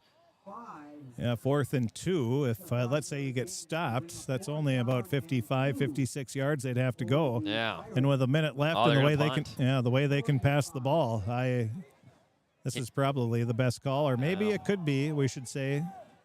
It looks like they're going to punt. You never know. Yeah, exactly. Watch out for the fake. West Central area does have a man back. It's Grichow to receive the punt. Erickson punted once earlier for 28 yards. Ball on the Knights 45. Clock at 45 seconds and counting. There's the snap. They're going to let him get it away again. A nice high, booming punt. Grichow driven backwards. He's going to fair catch it at his 5. Wow. And at that point, he didn't know where he was. He should have let that one go. That is a punt of 40 yards for Jake Erickson. That might be one of the better high school punts I've seen in many years. That was not only a high floater, but it also had the distance as well. Wow, what a punt by Erickson. Yeah, that's huge because now at their own 5 with 35 seconds, I'd be shocked if the Knights don't decide to just run this football here, and then depending on what happens, they may want to just take it to half. Yeah, if there's anybody questioning that play call there, those questions have been answered very quickly, and what a punt. What a play call. It's not as long as 48, but like you said, I think that's his best punt of the year with how high it was and the way it drove him back. Wishbone formation. Lindquist will hand out. Ball's out. It's a dive for it. I think the Knights got back on top of it. Oh, my goodness. And that's the last thing you want if you're West Central area. I would guess they're going to halftime after that. Yeah. My goodness, what is going on? Ethan Bull and Carter Coet they noticed it a little too late, but they tried to do a double handoff on the inside there, and it failed very miserably. It's risky to run that play there at your own goal line. They are going to let the clock go down. We're going to chat with head coach Nate Labarski here going into the halftime break. Your halftime score is 20-7, West Central area, 20 unanswered points. to take the lead. We'll go over the stats here at the halftime break. We'll have a draft scoreboard update and much, much more all coming on the way here on KROX. But for now, we'll send it down here to Chris as it looks like he's talking with Coach Labarski. Chris, take it away. We are here with Coach Labarski. Coach, first quarter was a pretty good one for you. Yeah, the first quarter was really good. First drive was excellent. So, yeah, we need to. It's going to be a battle tonight, and that's the way we want to make it for sure. The second quarter obviously didn't go your way. A couple of turnovers, they were able to turn it into some quick points, and that really hurt. Yeah, we don't want to give the ball to them, that's for sure. They're too good a team for that, so we certainly need to shore that up. And there again, they're chunk play team. They have good athletes, and so they get a couple on us, and we need to recover from that. You're having a hard time running the ball up the middle. What do you have to do to allow that to happen? Yeah, well, they got a lot of guys up there too, right? So we need to figure out a way to probably loosen that up a little bit, and we need to hit the hole hard like we did in the first series when we came out, and stay aggressive in this game because they're going to stay aggressive, and that's the way we're going to make it a battle. So. And their passing game is giving you a little bit of problems too, just with their very tall receivers. Yeah, we need to get a little bit more pass rush, but also drop into the zones correctly and just cover. I mean, it's just that simple. We just need to do a little bit better. Any changes for the second half? No, I don't think so. We need to be as aggressive as we were when we came out of the game, out of the start of the game. So, I mean, we keep that aggressiveness up, and we're going to turn this into a football game. So. Coach, thanks for talking with us. Best of luck in the second half. Thanks a lot, Chris. Yep, that's Coach Nate Labarski of the Crookston Pirates. All right, thank you, Chris. We'll take a break. When we come back, like I said, we'll go over all the stats. I'll tally them up. We'll have a draft scoreboard update, and we'll get you ready for the second half between the Pirates and the Knights. 27 West Central area in front after a big second quarter. You're listening to Crookston Pirate football on KROX. It's always growing season here at United Valley Bank. We're focused on growth for our customers and communities, success for farms and businesses, and improvement for ourselves. Partner with us, and you'll see firsthand just how much the right hometown banking team can change your perspective. Together, there's no limit to the heights we can reach. United Valley Bank, our roots make us stronger. Member FDIC, an equal housing lender. Harvest is more than the act of reaping what you've sown. It's the culmination of months of hard effort, along with a few weeks of working 24/7 to bring the crop in. At Sesvanderhof, we're continuously working to develop sugar beet varieties that thrive despite the pressures from disease and the challenges of nature, so that you can end each harvest on a high note. Because sharing the pride of success starts with sharing the passion to achieve it. Sesvanderhof, a passion that grows. Tri-Valley Head Start Child and Family Programs offers child-centered, family-focused services in a community-based setting. The program provides health, nutrition, dental, mental health, family services, and parent engagement opportunities. Available for income-eligible children birth to 5 years old, as well as children with special needs, at-risk children, and families and pregnant women. Tri-Valley Head Start Child and Family Programs has centers in East Grand Forks, Grafton, Ada, and Crookston. For more information, visit tvoc.org.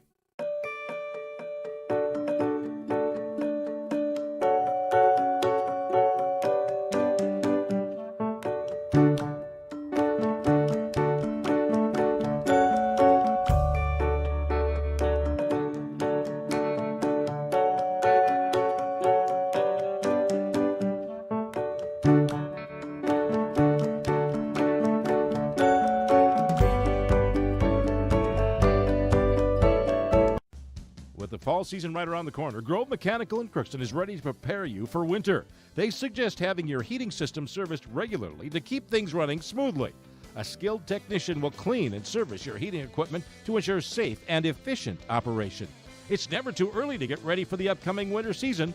Before the cold sets in, call Grove Mechanical today, your hometown heating and cooling professionals. Give them a call, 218-281-3863, or visit their website, grovemech.com. You can make a sweet life right here in the Red River Valley with a career at American Crystal Sugar Company.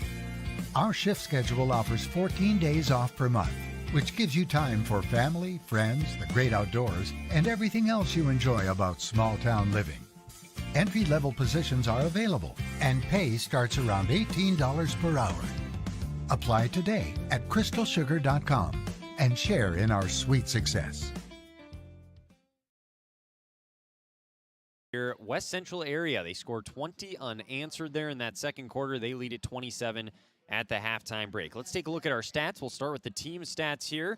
Then we'll go over the scoring summary after that. Actually, it makes more sense to do the scoring summary first. Ethan Bohl got things started, a 3-yard touchdown run with 1:13 to go in the first. That was the second drive of the game for Crookston. They missed a field goal on their first drive, but Ethan Bohl, a strong first half. He runs in the only score for Crookston. Erickson would add the extra point. Second quarter, all West Central area. 2 Pirates turnovers, and they used them to turn it into a big lead. The first one came at 8:19 on a Naz Dots 25-yard touchdown run, and the 2-point conversion would be successful. Then a 20-yard touchdown pass on the next play after a interception from Crookston. That was with 6:35 to go until halftime. That made it 14-7. And then Anthony Sikora, we've seen what he can do. 65-yard touchdown run with 3:47.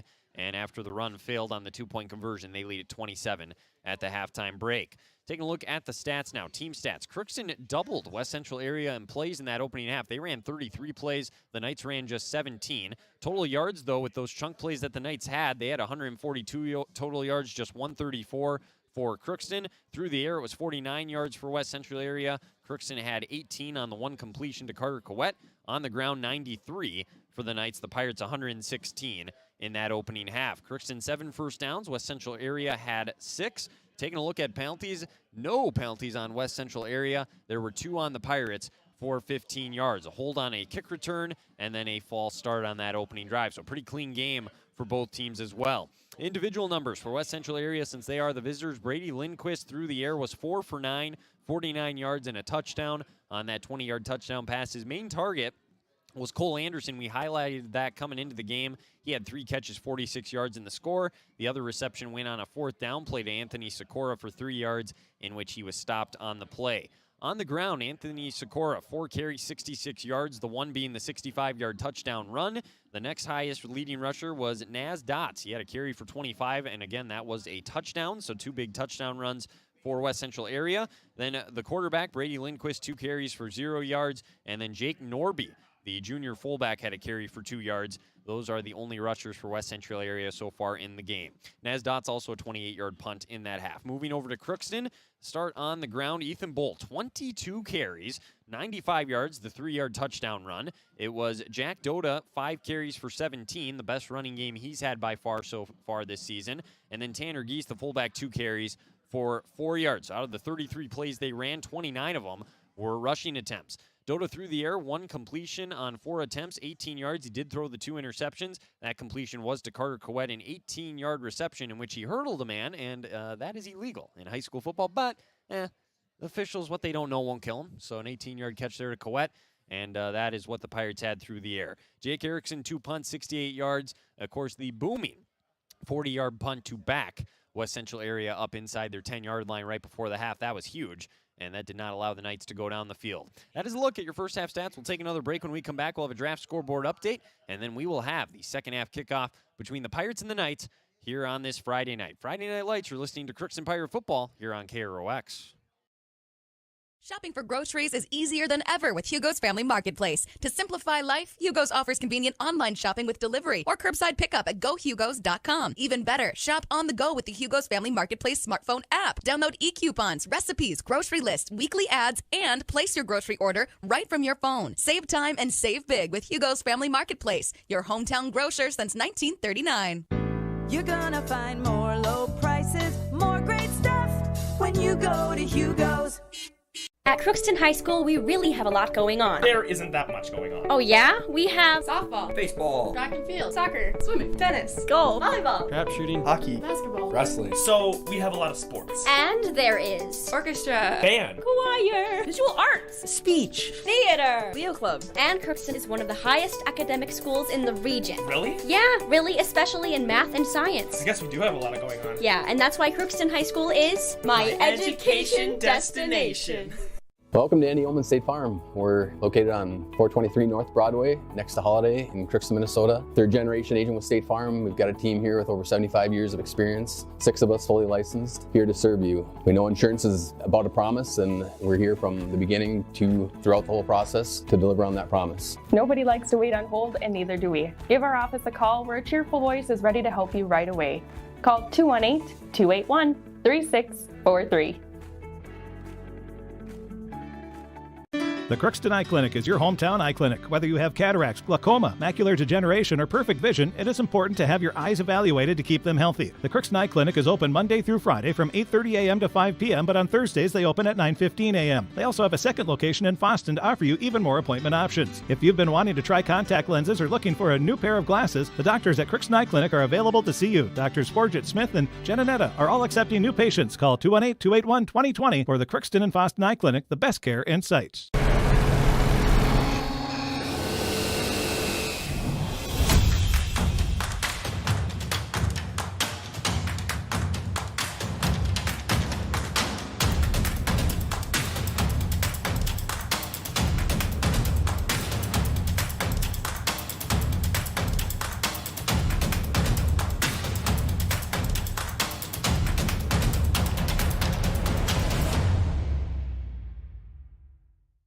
Ever wonder what your city government does for you? They provide police and fire protection, emergency and disaster preparation, building code and zoning enforcement, street repair, cleaning and snow plowing, curbside garbage and recycling collection, plus spring and fall cleanup weeks. They deliver safe drinking water and maintain a wastewater system. They care for 22 parks and provide year-round recreation activities. They give loans for economic development and housing. They do all this and much more with the help of your city employees. Lead the Pirates 20-7 as Crookston's 2-game winning streak in jeopardy right now. They'll need a big second half in order to keep their win streak alive. Time now for Draft Scoreboard update in the soccer scene today. The boys soccer team took on Hibbing, as did the girls team in the boys game. They lose that one 2-1. Caden Boyk with a goal in that one. Girls soccer Hibbing gets the win 2-0 over the Pirates. Both of them will be back in action tomorrow against Mesabi East, so we'll have some stories up there, and you can follow along on KROXAM.com tomorrow. High school football. Chris, this is normally where you step in. I can do it if you're busy doing other stuff, but I don't want to steal your thunder here if this is your moment. Oh, I'm just pretending to work over here, so no problem.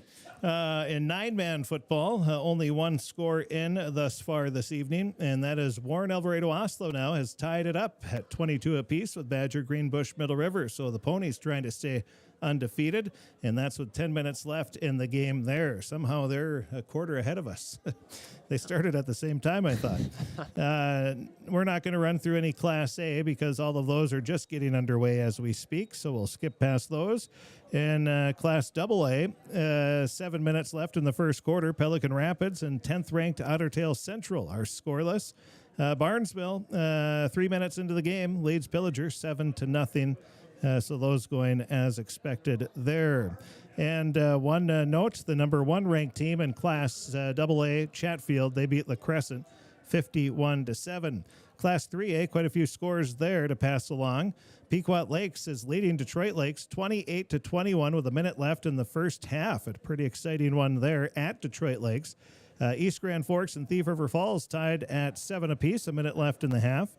Perham leads Burgess Falls 13-6, a minute left in the first half there. Beginning to see a theme here between all those. And that's about it in Class 3A, and really nothing of interest in 4A. So there you go. That's the scores that we have so far for you right now. And we will continue to pass them along throughout the second half and in the post-game show. And, of course, we'll post all of them on our website later on tonight, KROXAM.com, so be looking there. A lot of big Section 8 AA games tonight, and that's important for Crookston and Pirate fans in order to keep an eye on those depending on what seed the Pirates want to get later this year. So if you're cheering for somebody, cheer for Ottertail Central if you're a Crookston fan. And, I mean, from what we've seen so far, they can score, right? Yes. Or was that not the game that was 28-21? I already forgot now. That is, I don't even know. Yeah, but this is great on our part. That's my fault. That was a long time ago. That's my fault. I set us up for failure there on that one. Anyways, they're ranked. They're ranked 10th. We know that. So they're 0-0. Okay, yeah, I was thinking of a different game. But anyways. There's so many jokes, but this is a family audience. So there you go. Like you said, though, that's important because Pelican Rapids, I'd say, Chris, right now, based on Section 8 AA, is probably the only team in front of Crookston for the number 2 seed at this point. According to the world-famous QRF, they're just a couple points ahead of Crookston. That's with a loss. So that tells you the Crookston schedule they've had so far. But we all know one thing we know that's guaranteed: if you win, you're going to get some more points. Yep. So the Pirates need to come back, get a win here. If they do, I would say they would have a pretty good shot, although Ottertail Central, obviously, undefeated. If Pelican Rapids loses to them, Crookston would have sole possession and the lead as the number 2 seed. What does that mean? Well, you'd get a home playoff or a home first round bye. Yeah, and then a home and game then a home after playoff that. game. So you'd only play one game outdoors, and that would be at home. And then if you win that game, you go to the Fargo Dome. So There you go. There's a big reason why you want to be number 2, heal up, and go for it. So. Yeah, and their head-to-head wins against section opponents certainly go a long way over Hawley and Frazee, so I think that might help them out a little bit too. And they don't have another section game they play. Yeah, which is that's interesting. That's a whole nother topic. Yep.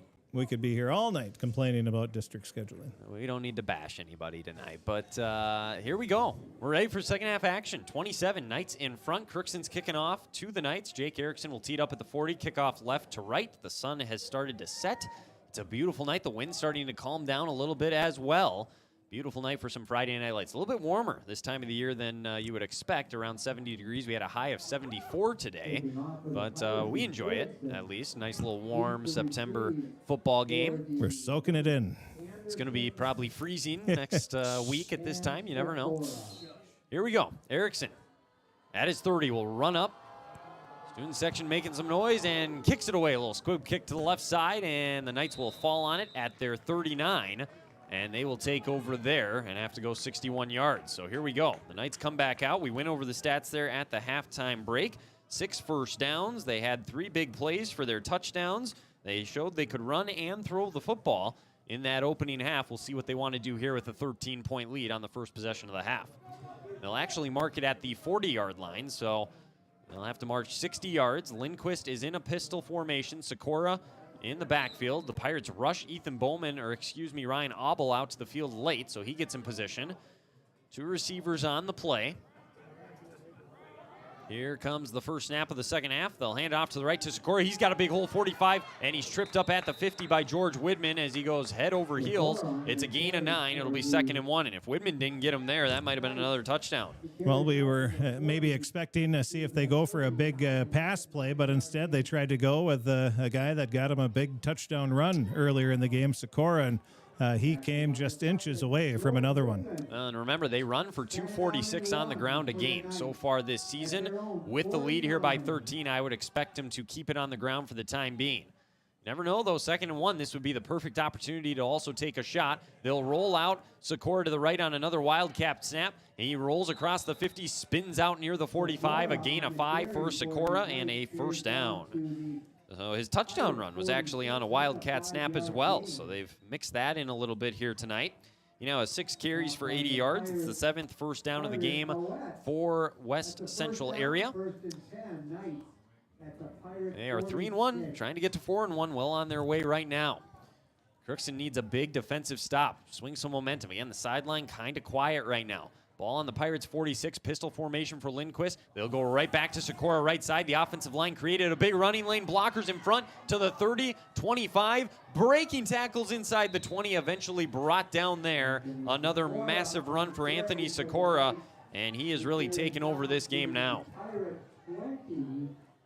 Well, Sikora is just so quick and so strong that the Pirates, they're just trying to get close to him to try to make the tackle. And if you're not trying to tackle around the ankles and getting a good grab at it, you're in trouble. And the Pirates are noticing that here in the 2nd and 3rd quarter. He's now gone over the century mark, 105 yards on the ground on just 7 carries. He leads all rushers, 10:30 and counting here in this 3rd quarter. Right to left come the Knights, 1st and 10.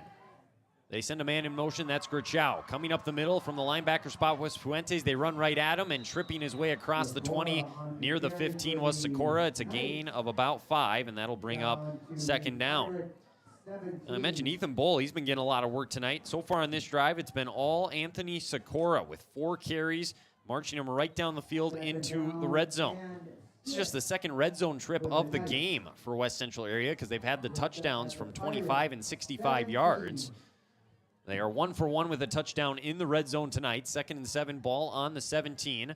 Sikora to the left of Lindquist. Actually, I take it back. I think Sikora is actually going to take this snap again, it looks like, in a wildcat formation. He can throw, though. He's back to throw. He's looking for a man. Rolls to the right. Coet almost had a sack. Chases him down. He takes off and dives ahead back to the original line of scrimmage as the Pirates were all over that one. Nice job by Carter Coet applying pressure. Whoa, and now a late flag as it flies into the night sky. We will see what this one is, but a big call either way here about to be called. Here it is. Unsportsmanlike conduct against the Pirates, and that is a killer. It's going to give the Knights a first down and half the distance to the goal, and I wasn't sure who it was. It was on the far side of the field, but you just cannot have that. And the Pirates have had way too many late hit personal foul penalties in every game this season. I think they've had at least one. I mentioned at halftime it had been a pretty clean game. That is just the third flag thrown. All of them have been against Crookston. This one's going to go for about 8-9 yards. They'll be inside the 10. It's going to be first and goal coming up here for West Central area. And now the Pirates need to take a timeout. And you hate to have to do that. They had some problems getting guys onto the field once again. That's the second time this half alone that has happened. So they'll have 2 timeouts remaining in the football game. Looks like they're going to spot the ball right at the 10-yard line. So it'll be first and goal from the 10. 9:28 to go here in the quarter. We'll keep it right here. West Central area on a solid drive of 5 plays. They've marched all the way down to the Pirates' 10. And a chance to really break this game open before Crookston even possesses the ball here in the second half. If you ever needed a goal line stand, now would be the time for the Pirates to make a statement here and keep themselves in this football game. They haven't had to go to the air yet on this drive. Lindquist in the game, 4 for 9 for 49 yards. Anderson, 3 catches, 46. He's been the big target. He's a perfect candidate for a little lob play down here near the red zone with his size. Again, he burned the Pirates for a long touchdown a year ago. And him and Sikora, they had big games against Crookston last year, and they're doing it again here tonight as well. You hate to say this is do or die time for the Pirates, but if you get down 28-7 with 9.5 minutes left, it's not looking very good. Well, half the distance to the goal. The Pirates have committed 3 penalties for 22 yards now in the football game. Shotgun, a little pistol, man in motion, snap taken. They'll hand it off to the left, weaving his way through traffic is Sikora, and whoa, he gets upended there. That was ugly. Oh, and he is shaken up. Yeah, that's not good. His knee went backwards. And he's grabbing his ankle. Might have been rolled up on, and they're going to have to check on him right away. There's no gain on the play. No, and you see something like that, you hope it's just the ankle because that did not look good. No, not at all. We will take a break, let them attend to him, see if we'll be able to get an update on that a little bit later, but it's not looking great right now. It'll be second and goal when we come back. You're listening to Crookston Pirate Football on KROX. You're watching Crookston Pirate activities on the KROX live stream. It's brought to you in part by Riverview Health, American Crystal Sugar Company, CHS Egg Services, Christian Brothers Ford, Bremer Bank, Grove Mechanical, Crookston Eye Clinic and Foston Eye Clinic, Crookston Valley Co-op, Hugo's Family Marketplace, United Valley Bank, the Benedictine Living Community, Villa St. Vincent, Ottertail Power Company, Crookston School District, Cess Vanderhoff, Andy Omen State Farm, the City of Crookston, and Tri-Valley Head Start, all bringing you Crookston Pirate activities on the KROX live stream.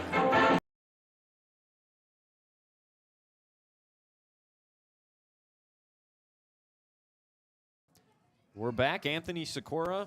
I guess we're not on the radio. We'll do the live stream. I forgot to hit the ad. So the ad's going on the radio still, but on the live stream, here's the pass. Out to the right, man open. It's caught, and walking in for the touchdown, untouched. On the reception there was Jake Norby. It's an 8-yard touchdown, and the Knights have blown it open. Well, the Pirates just struggling against this passing scheme of West Central area. And that time just looked like the tight end just slipped out, and nobody saw that or even picked it up. And that was an easy touchdown for West Central area. 8-yard catch to Jake Norby. For those joining us on the radio, we apologize for missing that one, but it is another West Central area touchdown. They've scored 26 unanswered. And they take a 26-7 lead, a 2-point conversion try up the gut, and the Pirates, they stuff it again. So, Chris, I mean, you keep mentioning that. The good news, they are very good at stopping 2-point conversions. So you love to see that. And they just need to start scoring and trying some 2-point conversions of their own to try to make up for the deficit right now, trailing 26-7. 26-7, 2-point conversion fails. 9:02 to go in the third. The Pirates about to possess it here for the first time in the half. And that drive was all Anthony Sikora right down the field, and then they pull out a little play-action pass. That's just not fair. How are you supposed to stop that? And it makes it 26-7. Crookston fell for the bit, and wide open was Jake Norby. Nobody touched him. Nobody was near him, and he walked into the end zone. We have 26-7, 9:02 remaining in this third quarter of play, and the second quarter, now into the third quarter, it's been all West Central area. 26 unanswered after the early touchdown by Ethan Boll in the opening quarter of play. The Knights will kick off, and the Pirates, you don't ever say you got to score on a drive. You don't want to have to say that, but this feels like a spot where their offense has to get something going and move the ball down the field here. Back to receive the kick, Romero and Tanner Geese. It will be Dots with the kick, Naz Dotson. It's a roll-up kick, and falling on it for Crookston right away, I believe Rylan Labarski. So they'll take over at their own 38-yard line. Pretty good field position here to start their opening drive of the second half. So West Central area, that last drive, by far their best drive of the football game. They've now got 10 first downs in the football game, with 4 of them coming on that drive. And now with 9:02 to go, the Pirates, a little bit of desperation mode offensively. They got to go do something. Since that first touchdown of the game that they had, the offense has stalled out, a couple turnovers. See if they can turn the tides here. Dota's under center. Bull, the tailback. He ran the ball 22 times in the first half. He'll go to the right. He's got a blocker leading him. He's out across the 40. Hang on to that football. He gets to the 45. It's a nice run of 8 yards for Ethan Bull and a good start for the senior here in the second half. Again, a nice job by the offensive line of blocking and giving him an opportunity there to show his skill set. By the way, Ethan Bull over 100 yards now on the ground. 23 carries, 103 yards. Running the football, also had that touchdown run earlier in the game. Crookston getting their play in as we go under 8:30 to go in the third. As coming up to the line, Widman gets set on the wide right side as a receiver. Dota under center. West Central area, 8 in the box. They'll rush 5. It's up the middle to Bull. Runs into his guy, gets across the 45 to the 46. We've seen that a couple times now where Bull runs into his offensive lineman, and he only gets a short gain because of it. It's going to be about a 3rd and 1 upcoming here and a critical third down for Crookston. Well, and Ethan, as a running back, he also has to, figure out where the hole is. Obviously, it's not in the back of your lineman. You got to bounce it out to the outside or to the right or left side of your lineman, and Ethan's got to see the holes better than that. Just a yard to gain here. Dota's been effective running the ball. Maybe they'll do a quarterback keep here. Geese and Bull in the backfield. They need a yard to get. They're going to go straight to Bull. He's got a big hole to the left. 50, 45, into the secondary. Gets hit at the 40, falls ahead inside the 40, down to the 39. It's a gain of 15, and the Pirates move the chains. Great job. We've mentioned the right side of that offensive line all night tonight. That time, it was the left side of the line of scrimmage that did the job for Crookston, and they sprung Bull free. Oh, the Pirates needed that one, and as you said, if there's a time the Pirates need to score, it's on this drive, and they're down. They're going to have to score 3 times because even if they score 2 touchdowns and two-point conversions, you're still down by a point. Now, Riley Helgeson specifically on that play at left tackle did a great job of using his frame, pushing his guy out of the way, and Bull ran right through the hole. Ball on the 39 of the Knights, first down, up the middle with Tanner Geese. He'll plow ahead, and look at the muscles there on Geese just churning forward for yards. It's a gain of about 4, and it'll be 2nd and 6. Oh, they'd be down by a field goal, I should say, not a point. Wish it was a point. That'd be nice. Wishful thinking, I think. There you go. 2nd down and 6. Under 7 minutes to go here in the third. Pirates will come back to line, starting to move a little bit quicker now as the time continues to go down, as we're now officially under the lights on this Friday night. Dota under center. The Knights ready to burst through that offensive line. Bull out to the right. He lost the ball, and the Knights have it. And they're going to take over at their own 37. Bull was running, and I think he just dropped the football.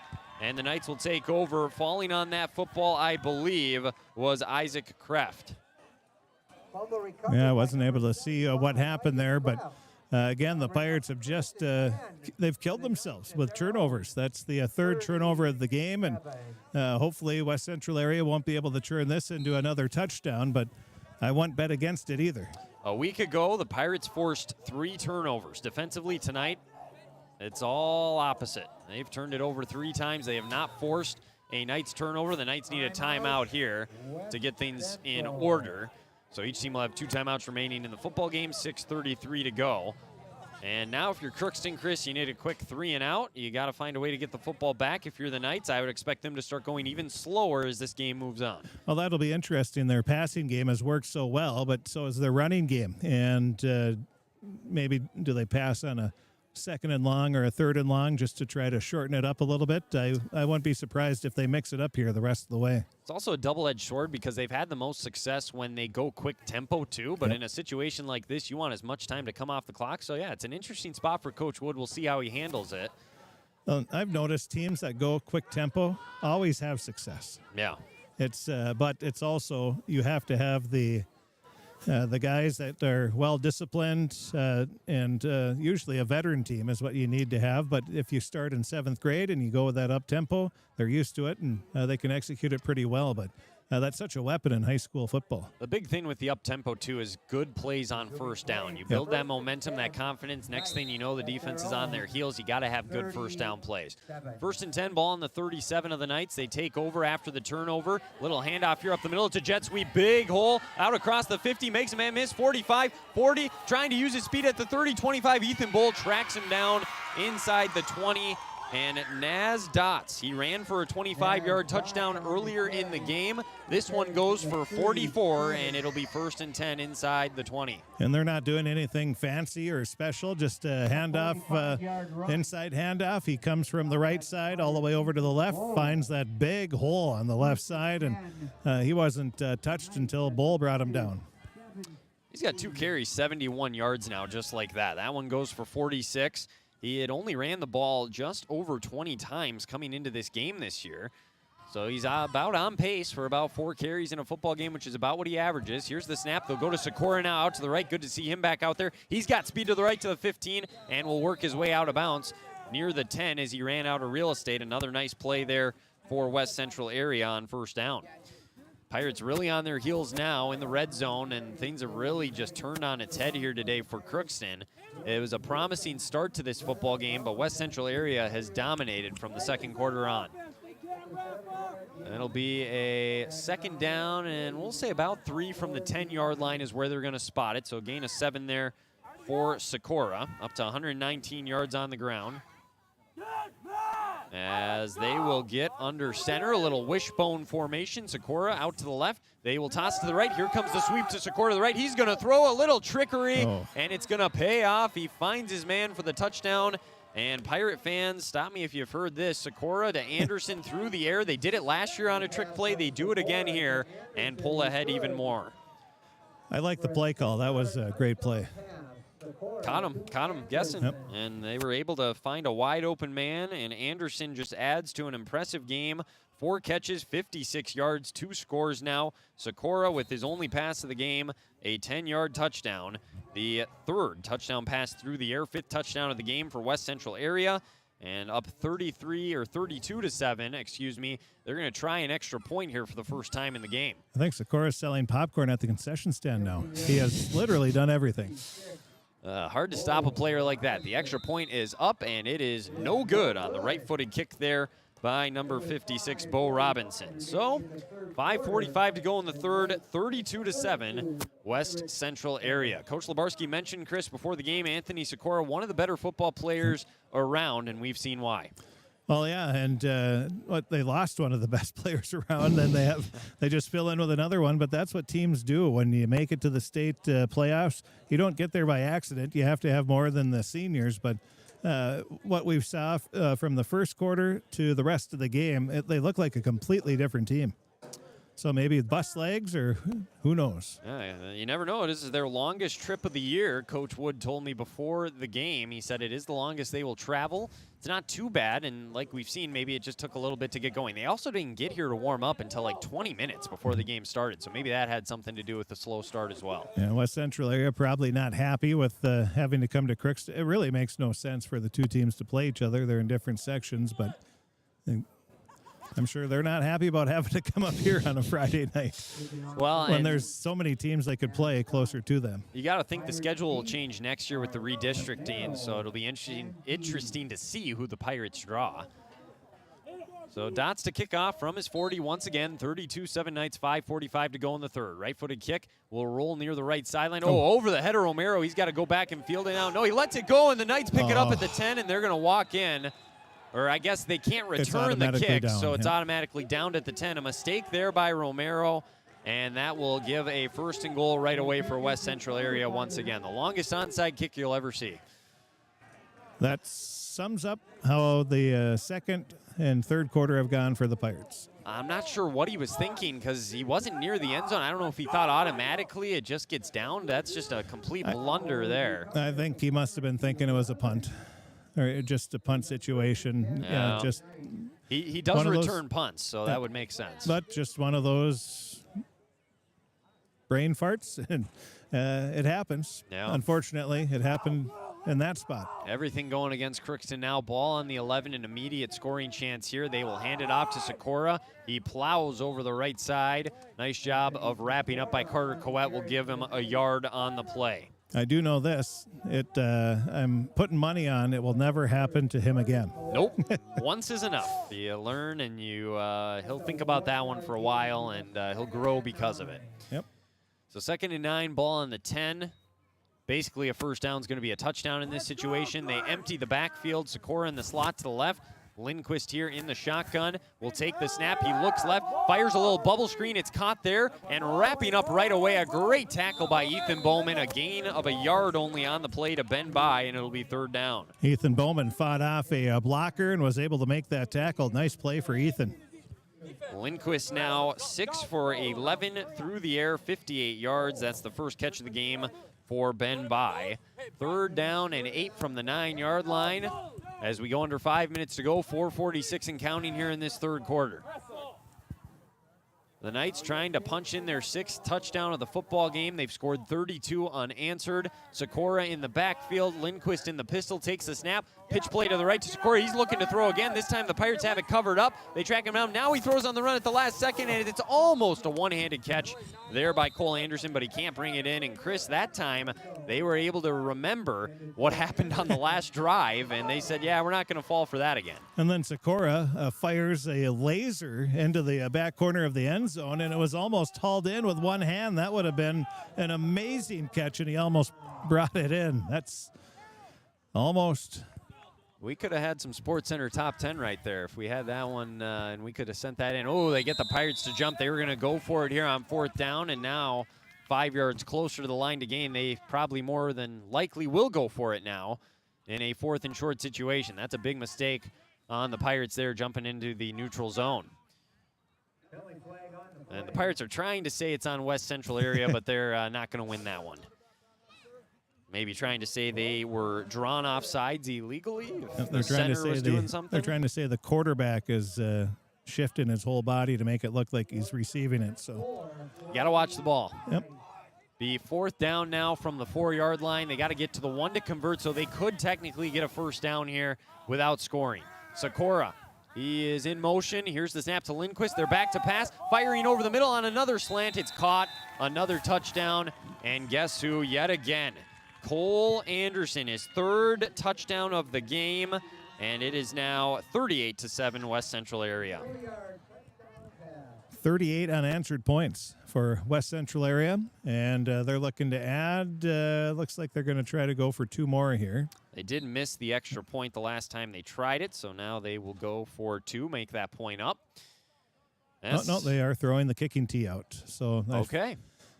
Coach Wood probably figures we missed the last one. We better practice it in a game situation here, so not a bad idea. So we'll see if Bo Robinson can knock this one down. Snap, spot, kick, no good once Missed again. Left, just missed. 0 for 2 on those extra points. 38-7 with 4:21 to go in the third.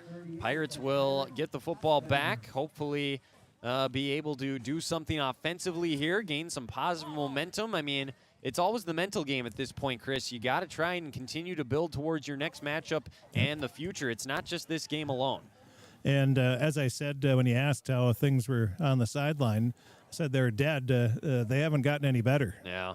It's. I didn't think it was possible for him to get more quiet. It seems like that may have happened. They pulled it off somehow, by golly. Remarkable. But, no, it all starts there. It's you're losing, but if you act like you're going to lose this game, you're going to lose even worse. But I mean, you need to have some energy. The student body, they have way more energy right now, and they're trying to get their team fired up. Well, and give them props for sticking it out, too, here and watching the team play and getting loud. Beautiful night for football, so nice crowd on hand. Looks like West Central area traveled all right as well on the far sideline. Squib kick here to Ethan Bull. He'll try to get to the outside of the right. Got a block, 35. Continues outside to the 40. It's a foot race, 45-50, and he's drugged down there in West Central territory at the 45, and it's going to be a horse collar as well, so you'll be able to add on 15 from there, and the Pirates will be down inside the West Central area 35, maybe even the 30-yard line. Well, we have a little more energy on the sideline now, and we had about 6-7 Pirates calling that horse collar tackle. It just takes one play sometimes to get people back up, energized and excited. There's been an interesting flow to this third quarter because there's been so many quick scores and weird plays. There hasn't been any long, sustained drives. We're not going to have one here because the Pirates are going to be in West Central area territory down inside the 30-yard line. Unless it's just a 10-yard flag. No, it's going to be 15. 15. Yep. So first flag of the day against the Knights, and it's a big one, a 15-yarder. And the Pirates will take over at the 27-28-yard line here with 4:11 to go in the third. Well, the Pirates got to cash in on this opportunity now. They are just one first down so far in this second half. They had 7 in the first half. Dota under center. We'll see if they go back to Bull. Here he is, the running back. They will. He tries to go to the left, makes one man miss, but there were 2 more to greet him. It's a loss of 2 on the play. He's had a tough time here in this second half of really getting anything going. And that's the thing with West Central. I don't know if they've made a tackle with just one player. It's been 2, 3, 4, all right there, and a lot of them have been on Ethan Bull. Well, he's pretty much the only one that's touched the ball. Yeah, well, and Tanner Geese is the lead blocker, but the problem is, like you said, there's only one guy that he can block, and there's multiple Knights coming through every single play. Second down and 12 at the 30. They'll have to get to the 18 to convert. 3:35 and counting here in this third quarter. Dota under center. He's got 2 receivers. The normal set under center. Handoff to Bull. Leaps over a man there at the 30, 25. Down inside near the 20 as he drags a man to the 21. I should clarify too, Chris, when you're at the line of scrimmage like that, it's not like he actually leapt over a man, so that should be perfectly legal. Yep.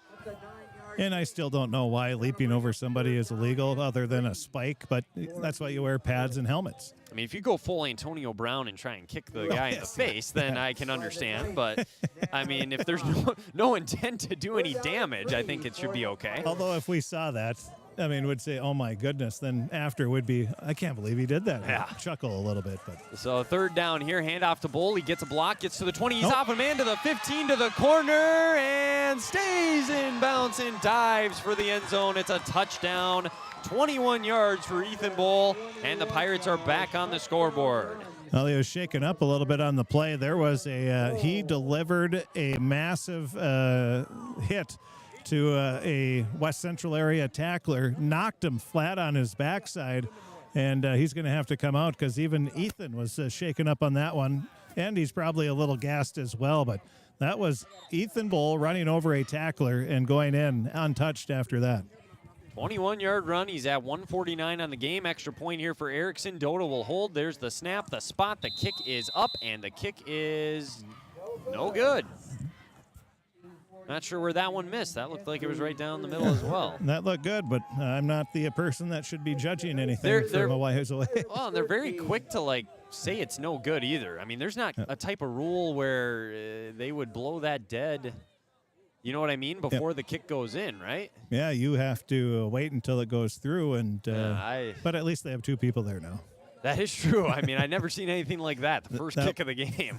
If they're getting judged, that would be one thing that they would be pointing out and saying this can never happen, and it did. Even if they are a man short, you still got to have one person on each side of the upright on an extra point kick.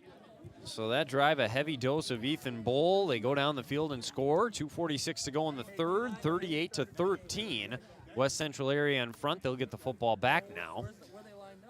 Well, the Pirates cut the deficit down for the time being. An opportunity now for that defense. They have yet to get a stop here in this second half. So an opportunity for that defense here to take it personally and say, we got to do some damage here and find a way to get them off the field. And Wyatt, I'm not just being crazy here, but there's still a lot of time left. There is. And if they can put some drives together like they just did and find a way to stop this West Central offense, things could get interesting. But there's a long way between right now and interesting, that's for sure. It's true. Here's the kick from Erickson. High booming kick into a slight breeze. Sikora fields it inside the 10, comes across the 10 to the right side, and will just go out of bounds at the 15. Didn't want to get hit. He got banged up earlier in the game, so maybe just saying we'll just take it at the 15-yard line.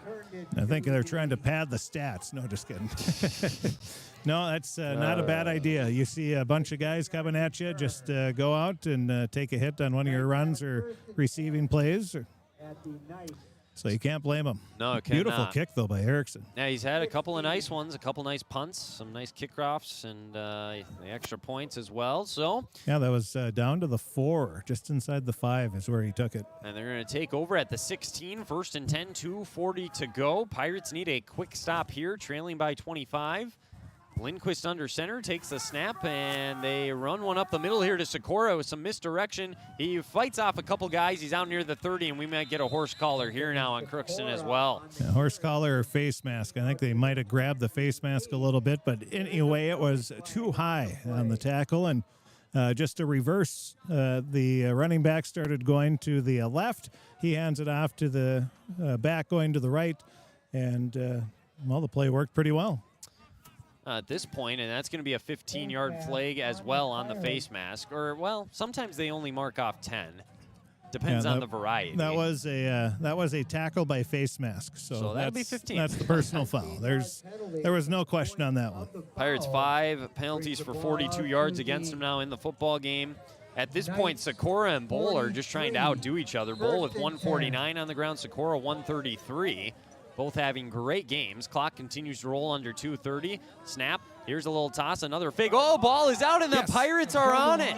They'll take over at the Knights 39. Sikora tried that inside sweep again to hand it off to Dots, and they just had some bad spacing, miscommunication, and the Pirates will take over. Instead of a handoff, it almost looked like he was trying to just sort of push it up into his hands because they didn't get close enough, and then it fell, and the Pirates fall on top of it. And I said there's a lot of time. Now they have a short field, so momentum starting to shift back to the blue and gold. Did not see who fell on that for Crookston, Chris. I think it was Carter Coet. We'll give it to Carter Coet for the time being with the fumble recovery. He's made some big plays this year, both offensively and defensively. That was a big one there. Here's Bull to the right side. He's got a hole. 35, bangs his way down inside the 30. Another tough run. That'll be a first down and a gain of 10 for Ethan Bull. 30 carries now for Ethan Bull, 157 yards. Incredible. Okay. Average night for Ethan Bull. For him, yeah. 2 touchdowns. He's had 3 the last 2 weeks. He's trying to get the hat trick once again. As we approach 2 minutes to go, the 11th first down of the game for Crookston, by the way, on offense. Bull is in the backfield once again, same formation. 2 receivers, Geese the fullback, Dota under center. Hand off to Bull to the right side, got a block, but that time the Knights were on him. Oh, he stiff arms a man, shoves him to the ground, eventually gets dragged down.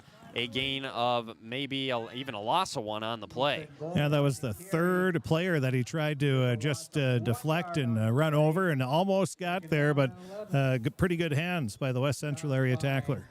We're going to give that fumble, by the way, to Anthony Sikora because there was really nobody to hand it off to. He just kind of dropped the ball as he went to give it to the next guy, so he'll get the fumble against him. We mentioned West Central area. They turned the ball over a little bit. That's their 10th turnover of the year in just 5 games, so they have had some issue protecting the football. Doda under center, 2nd and 11. Whoa, there was nobody to hand it to. He's going to get sacked.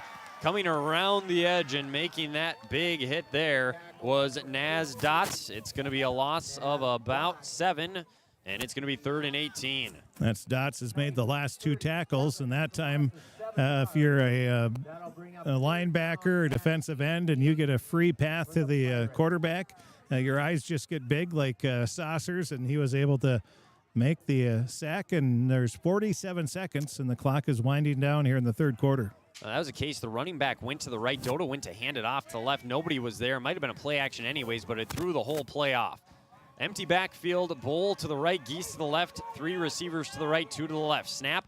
He takes the snap, goes back, crosses 45. He's stepping up to run, and now he will run. 35, got some space. He's going to get to the edge at the 30, to the 25, near the first down. He's run out of bounds, I think, just shy of the line to gain, but now on a 4th and short, they should be able to go for it. Yeah, they'll mark it at the 21, and they need to get to the 19, so 4th and 2. Nice job by Jack Doda. Tuck it in and run, and he showed some pretty good speed there, too. And it's great growth from what we saw earlier in the game where he forced the ball into traffic for a couple interceptions. That time, nobody open. He uses his legs. 7 carries, 26 yards in the game for Doda. 4th and 2, clock stop with 20 seconds to go in the 3rd.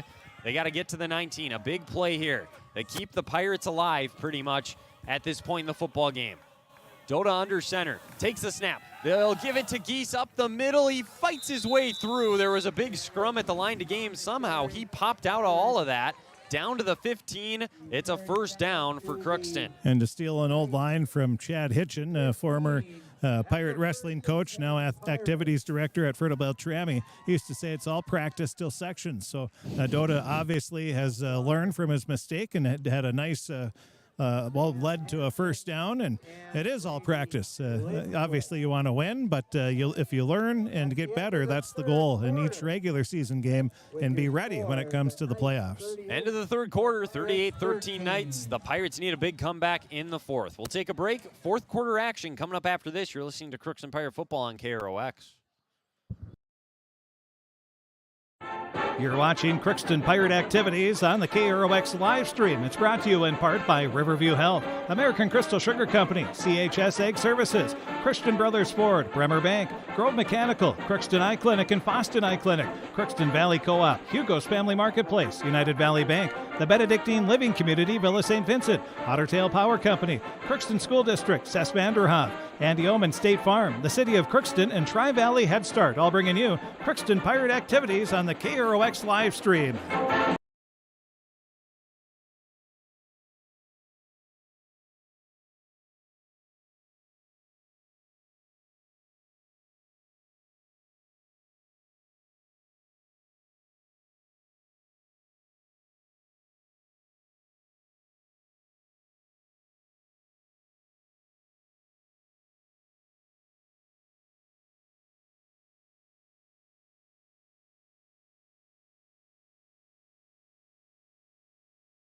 On this Friday night, and they're going to have a 1st and 10 in the red zone at the 16, down 38-13, trying to stay alive here as we start the 4th quarter. 12 minutes to go. It's been a great game for Crookston on the ground at times. Ethan Bull has ran for 156 yards. Jack Doda 26 more. Tanner Geese 14 himself. 1st and 10, all 3 of them are out there for this 1st down play. 2 receivers, Whitman to the left, Obel to the right. Doda under center. The Knights, 3 men up front like usual. The hand off to Bull, and he stumbles his way across the 15 for a short gain of 2, but the Knights did a good job there winning that battle at the line of scrimmage that time. Down to the 14-yard line. So Bull gives them a 2nd and 8 here, 11:40 and counting. Crookston, more than anything, they just got to make sure they get in the end zone here, but then you start to consider maybe an onside kick too. If you are able to score here, down by still what would be 3 scores with this much time left, you don't have much time to give the ball back to the Knights. Doda under center.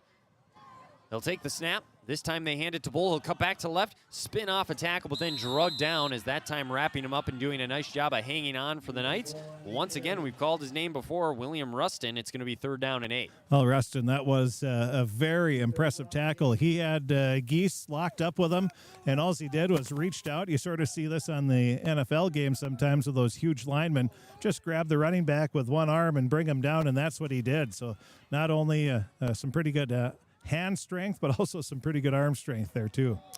3rd and 8. Ball on the 14. They got to get to the 6 to keep the drive alive. 4th down territory, though. Dota with the snap to Bull to the right. He tries to get to the edge. He does get to the edge, to the 10. Stays in bounce and gets down near the line to gain. An impressive run by Ethan Bull. The Knights thought for sure they had him contained. He somehow still got out of it, though, and got to the edge. And Ethan, he just slowly waits, he's, I want to say a jog, and then all of a sudden, as soon as he sees it opens up, he just takes off, and pretty impressive. Good patience. They're going to call it a 4th down, and I guess we got to call that, what, probably 2 yards, I would assume? Well, long one, maybe? I'd say a long one. So a 4th down and 1. 10-15 and going, already almost 2 minutes off the clock here. It's been a long sequence here to start the 4th. For the Pirates, they need to convert this one here. Dota under center. They got to get the snap off, and they do. Here's the snap. Bull up the middle. Ooh, he got upended right away. It's near the line to gain.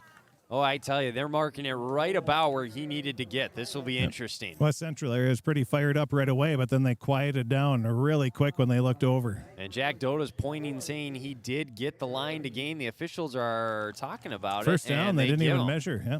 Wow. Yeah, they don't even measure. So earlier in the game, they didn't want to measure, and they said Crookston was stopped on a 4th down. Then they brought the sticks out and measure. Oh, now they are going to measure. Well, I think what happens here is that the coach he called for a measurement, which he has every right to when it's that close. Absolutely. Yeah. And I wouldn't blame him, and I think the Pirates did that earlier in the game when we had that.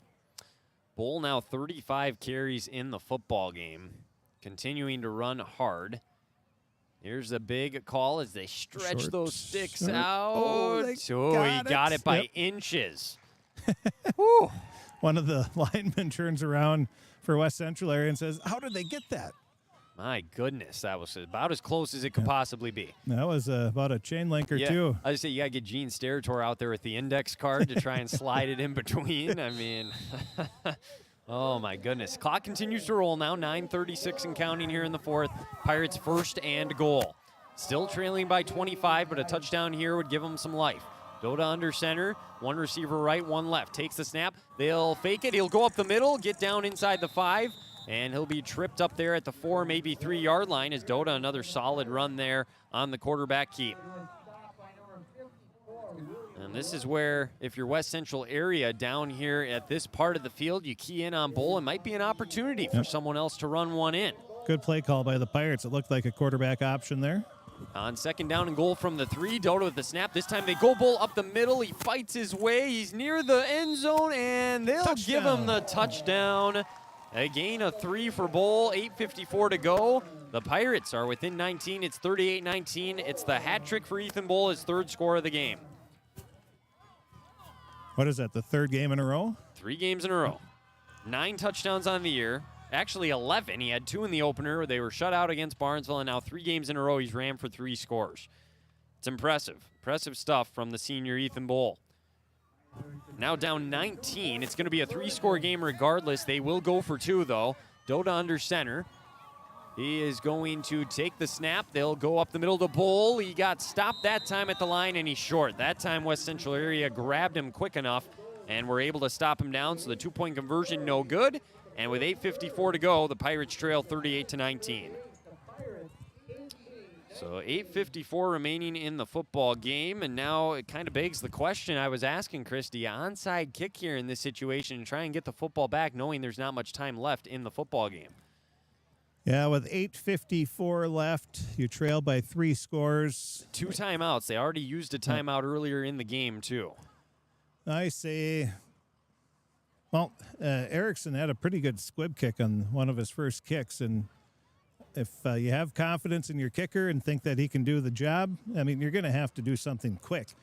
There's only 8:54 left in the game, so why not? And like you said, you wouldn't even necessarily have to onside kick. You could squib one, too, near the sideline, let's say maybe 15, 20 yards down the field. You never know if you'll get a bounce or not. But, yeah, just something here to maybe give you some life if you were to get it and find a way to maybe stay in this football game. Because if you're West Central area here and you get the football back, I would assume they're going to run that clock as much as they can. So here we go. Erickson from his own 40 is going to put the ball on the tee.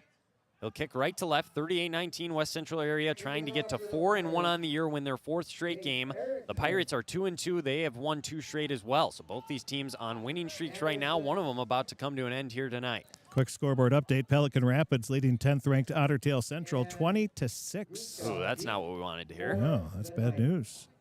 Barnesville, no surprise, leading 35-0 late in the first half over Pillager. A team that Crookston will play later in the year. Both of them, hopefully. Exactly, yeah. Get a second crack at Barnesville. So here we go, Erickson. Ball teed up. It looks like West Central area is playing a squib kick here. They got 9 guys at their own 40 or closer to the ball. They will onside kick to the right. It's hit, and the Pirates, they got a chance to get it. It's a scrum, and the Pirates got it. Oh, I thought they missed it for a second, but they land on top of it. And I believe the man who just flipped the ball there for the Pirates was Leighton Fuentes. So Fuentes gets on it, and the Pirates take over with 8:54 to go. And some more updates here. Osakis leads Parker's Prairie 21-0 in that game. And Hawley over Staples Motley 32-0. Wow. Statement game there for the Nuggets, trying to get their second win of the year. So here you go. Pirates with the football back, down 38-19. Let's go score again here, make this thing interesting. Doda under center. Bull back there, ready to go to work again. Oh, the center got plowed over. They got it to Bull, though, down the sideline. 45 tripped up. He's to the 40. It's a gain of about 7. They'll mark him at the 41, and that'll bring up a 2nd and 3. And a battle of Kanye's. Ada Borup West leads Polk County West 21-7. Where you come up with this stuff, Chris? I got way too much time on my hands.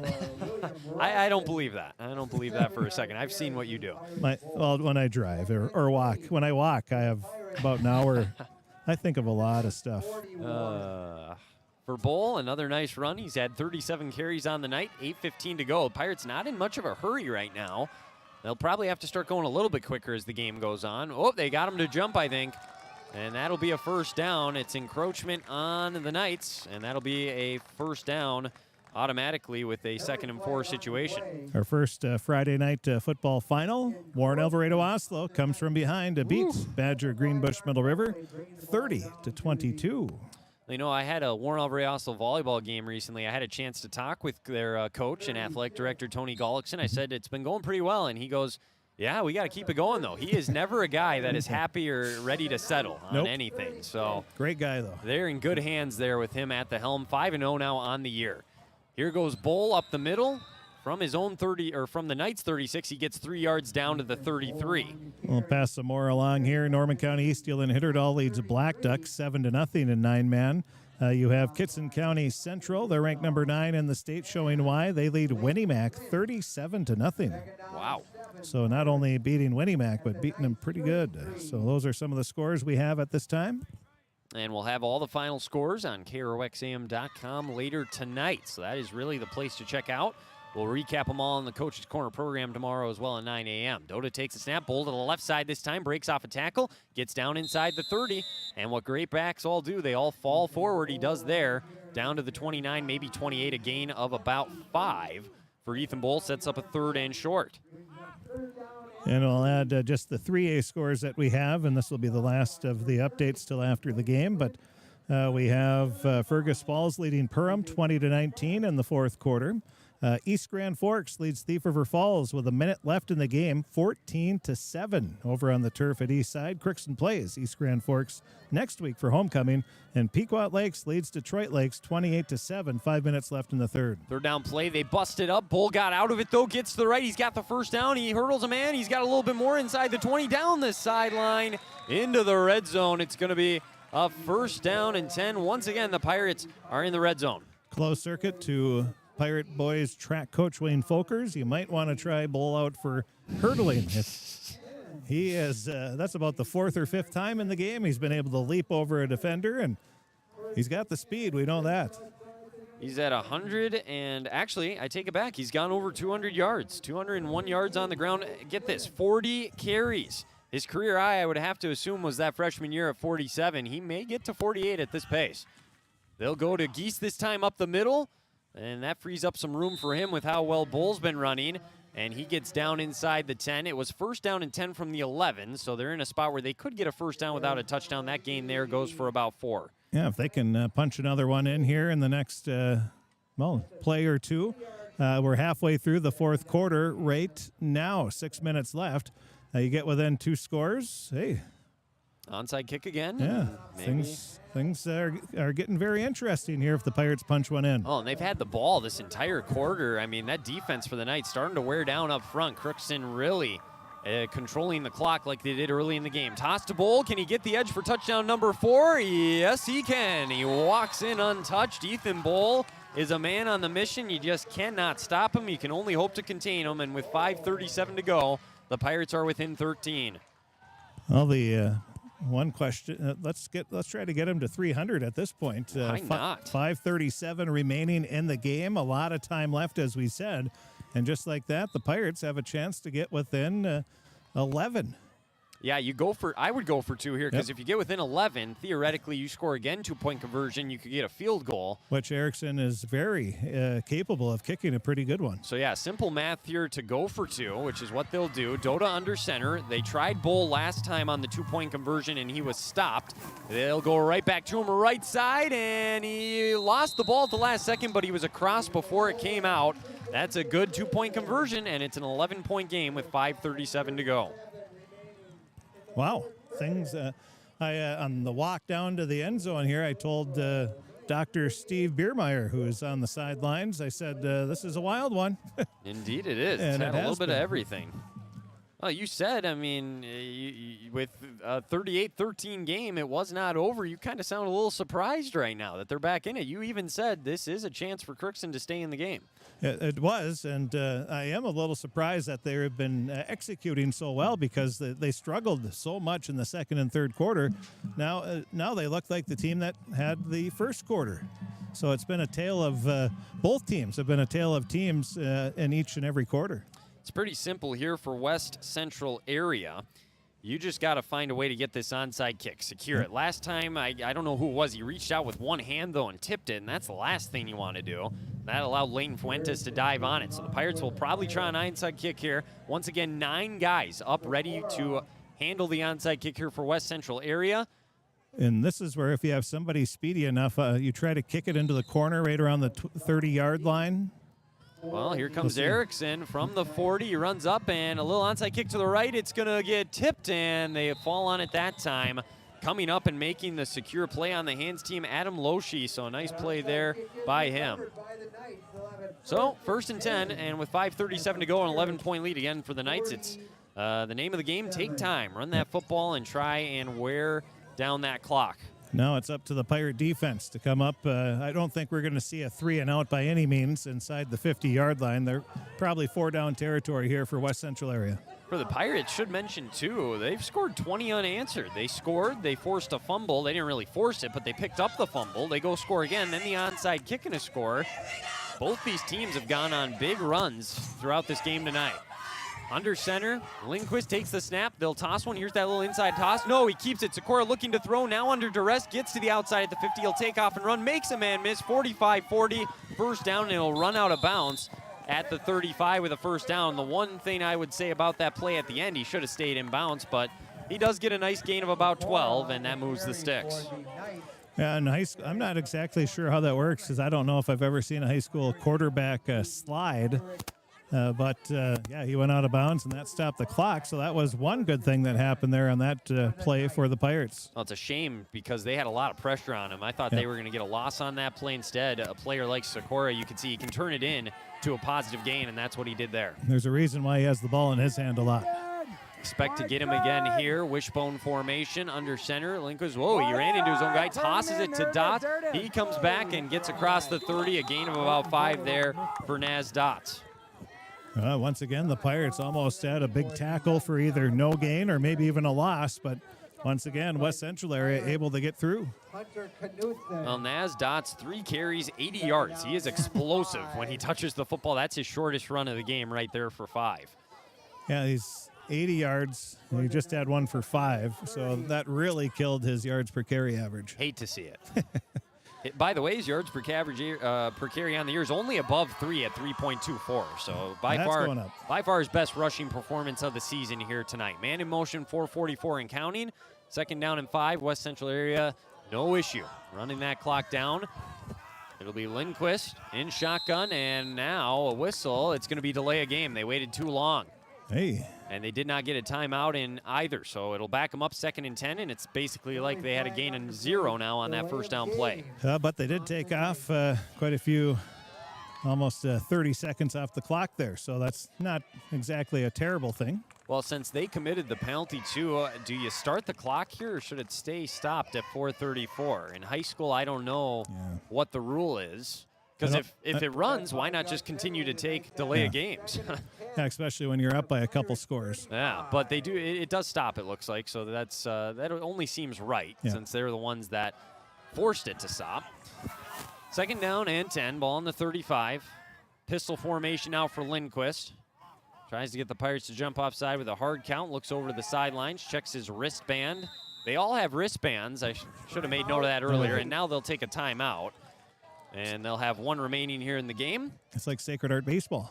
Yeah, that's unique, too. You don't always see that in baseball. They're one of the few high school teams that I see with the full-on wristbands. But it seems to work for them. State tournament appearance a year ago. Can't argue the success they've had 3 times in the last, 5-6 years? Quite a run in general for their athletics team. The boys basketball team went to state tournament. The volleyball team's having a good year this fall. And if it wasn't for Monoma and Waban, they'd probably have a few state football trips as well with Polk County West. And correct me if I'm wrong. I remember that playoff game a year ago. I think Polk County West beat them in an upset, didn't they? Yes. And then they ended up losing in the section to final. Ada Borup, yeah. But that was a heck of a game last year in the playoffs. I would guess those two might run into each other in the playoffs this year as well. Seems like every year it's Red Lake County, Polk County West, Ada Borup West, and Monoma and Waban, the semifinals almost every year. Different combinations of those 4, but like you said, always right up there at the top. Especially now that Fertile Beltrami's out of the section and they're down to section 6 9-man. So, off of the timeout, again, they have 1 remaining. Crookston with 2 with 4:34 to go. Snap to Sikora. There's that sweep to Dots. He breaks it out to the outside, but the Pirates in good pursuit wrap him up. It's a loss of 1 on the play, and it's going to be 3rd and 11, and the clock continues to go. Coach Labarski going to save the timeouts for the time being. Yeah, with 4:18 remaining in the game, 38-27. West Central area with the lead, 3rd and 11, as you said, and the Pirates need a big-time stop here. I'm guessing they're going to go through the air on this one. Well, they haven't for a while, so you maybe lose your rhythm as a QB. 7 for 12 in the game is Lindquist with 58 yards and 3 touchdowns. They send a man in motion at Sikora. They are going to swing it out to him at the 40. They got to make a tackle in open field, and doing just that was Ethan Bowman, and a nice hit at the end by Ethan Bull as well. It's a gain of about 1 for Sikora, 4th down, and the clock continues to roll here. But the Pirates should get the football back now. Well, that's what you want. You want a state wrestler like Ethan Bowman out on the corner if it's one-on-one in the open field. He went down and went for the 2-leg takedown and got it. Coach Hansen would be so happy. And if he didn't wrap him up, Ethan Bull was coming over to light him up. So I think Sikora just said, I'm going to go down. Can't fault him for that. They're going to go for it on 4th and 10. Back to pass. Lindquist over the middle. Whoa! Overshot everybody. Missed his intended target. Sikora was even over the head of the man in secondary as well. And I can't see who that was for Crookston in coverage, but nonetheless, it's incomplete, and they'll take over on downs. Well, a big defensive stand there for the Pirate defense. Now it's up to the offense to try to score quick. And with 2 timeouts left, if you score quick enough, even if you don't get an onside kick, you could theoretically get the football back. They just have to go really quick here. So at the 35, is it Jack Dota time to let it loose? Yeah, we've got some sprinkles falling right now. There was a slight chance of rain. We thought maybe we'd get the game in, but I guess a little bit of rain in the mix now. Looks like they're going to run a big pressure up front. They'll toss it to Bull to the left. He's got a hole. Ooh, he cuts it back. I thought he was going to sneak through. He would have had green grass in front. Instead, he's wrapped up a gain of about 3 for Ethan Bowl. Well, the Pirates got to get going here. They don't have, we're down to 3 minutes remaining in the game, trailing 38-27, so they have to get in and out of the huddle as fast as they can right now, taking maybe a little too much time. Yeah, 2:51 and counting. Again, trailing by 11. They got to go 62 yards still. Now an empty backfield for Dota.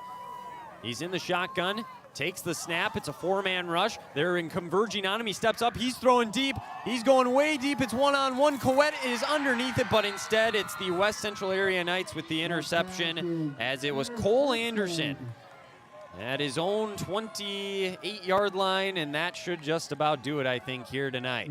Not a bad throw, but unfortunately it went just a little too far. And Cole had a little better position, was able to leap up, make the grab, and Coet just wasn't able to catch up with it. And in a situation like that, I'm okay with that one, Chris. Like you said, a nice throw. He had the one-on-one he wanted. You got to move the ball quickly. They took a chance, just didn't work out. No, I like the play call. I like the shot, and he needed to score quick, and just didn't happen to work out this time. Fourth turnover of the game for Crookston. Here's the run up the middle. Now room to run for Sikora. Makes another man miss. Now will fall down across the 30 at the 32.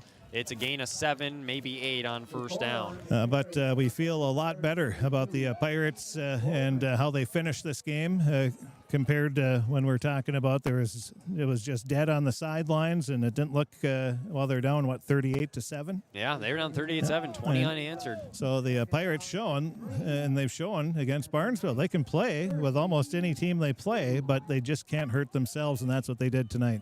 Again, last week they forced the 3 turnovers. Tonight they commit 4, and you can see the difference up on the scoreboard. Here's the snap, another handoff to the right. Sikora, he's going to stay in bounds. Nice tackle here by Geese. Oh, he lost him. He only got about an extra yard because Ethan Bowman was in there along with Leighton Fuentes to make the tackle. It's a gain of maybe 2, and it's going to bring up a 3rd down. Whoa, they're moving the chains on the far side. I don't know why. He is short of the line to gain. Oh, come on. I don't agree with that spot, but anyways, with a first down. And I think if it was a little different situation, you might have had a little more pushback from the sidelines. But at this point, it is what it is. So, ball on the 34. And now at this point, formation. I was going to say, if Crookston doesn't want to take their timeouts, they could just need it. They'll sneak it ahead and help the stats there for the starting QB, Lindquist. Short gain. The time continues to roll down. They may only have to run one more play here in this football game. But again, a lot of positives to take away from this fourth quarter for the Pirates, and that is a good sign because I just got a text from Mr. Trosted, and he must have been officiating the game. He said it was 14-7. East Grand Forks beat Thief River Falls, so I'm expecting dandy next Friday for homecoming here against the East Grand Forks Green Wave. No doubt. A lot of hype leading up to that one, I'm sure, all week. Here's the knee there by Lindquist, and that's going to do it. So West Central area is going to come on the road, win their 4th straight game, improved to 4-1 on the season. That only loss coming to Barnesville. Crookston's 2-game winning streak gets snapped. They're now 2-3 on the year, and they'll get ready for East Grand Forks, like Chris mentioned, next week on homecoming. Your final score is going to be 38-27. Still just waiting for the final seconds to tick off. We got a lot to get to here in the post-game show. We're going to go over all the stats here for both of these teams. We will interview head coach Nate Labarski up here in the booth. We'll give you a draft scoreboard update as well. So all that and more will be on the way right here on KROX. And finally, the final second does tick off. The players will shake hands. 38-27. It's a win for the Knights here on the road over Crookston. We will take a break. When we come back, we will run through all the stats, how we got to 38-27, and recap everything one last time. Like I said, we'll talk to Coach Nate Labarski as well. You're listening to Crookston Pirate Football here on KROX. We'll be back after this 3-minute break on KROX. Thanks for coming. Good night. It's always growing season here at United Valley Bank. We're focused on growth for our customers and communities, success for farms and businesses, and improvement for ourselves. Partner with us, and you'll see firsthand just how much the right hometown banking team can change your perspective. Together, there's no limit to the heights we can reach. United Valley Bank, our roots make us stronger. Member FDIC, an equal housing lender. Harvest is more than the act of reaping what you've sown. It's the culmination of months of hard effort, along with a few weeks of working 24/7 to bring the crop in. At Sesvanderhof, we're continuously working to develop sugar beet varieties that thrive despite the pressures from disease and the challenges of nature, so that you can end each harvest on a high note. Because sharing the pride of success starts with sharing the passion to achieve it. Sesvanderhof, a passion that grows. Tri-Valley Head Start Child and Family Programs offers child-centered, family-focused services in a community-based setting. The program provides health, nutrition, dental, mental health, family services, and parent engagement opportunities. Available for income-eligible children birth to 5 years old, as well as children with special needs, at-risk children, and families and pregnant women. Tri-Valley Head Start Child and Family Programs has centers in East Grand Forks, Grafton, Ada, and Crookston. For more information, visit tvoc.org.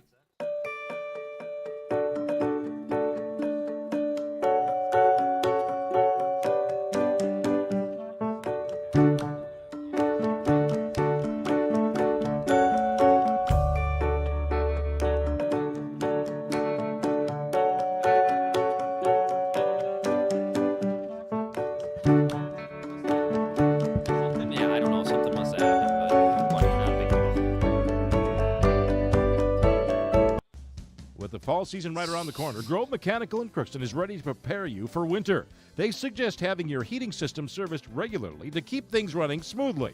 A skilled technician will clean and service your heating equipment to ensure safe and efficient operation. It's never too early to get ready for the upcoming winter season.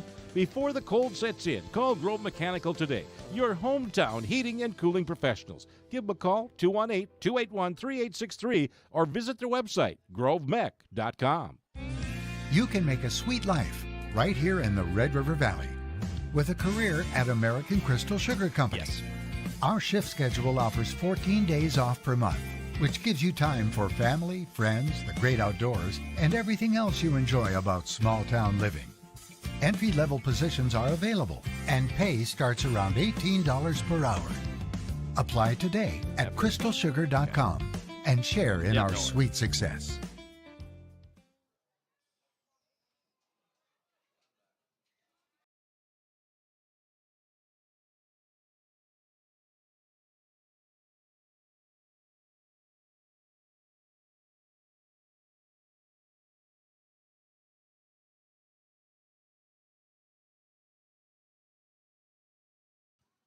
And we're back here from the UMC and Crookston High School football field. Your final score, West Central area 38, Crookston 27. The Knights come on the road, win their fourth straight game. They're 4-1 on the year. Crookston loses their two-game winning streak. They fall to 2-3. Let's take a look at the stats and how we got to where we were here in this football game. We'll start with the team stats here. West Central area, they only ran 41 plays in this game. Crookston ran 60, so the Pirates controlled the time of possession and the plays. They definitely had the ball more, but the problem was the chunk plays for the Knights, which is what Coach Labarski mentioned in the pregame show as well, as the rain's starting to fall now here at the field a little bit, so I guess we wrapped up just in time for that.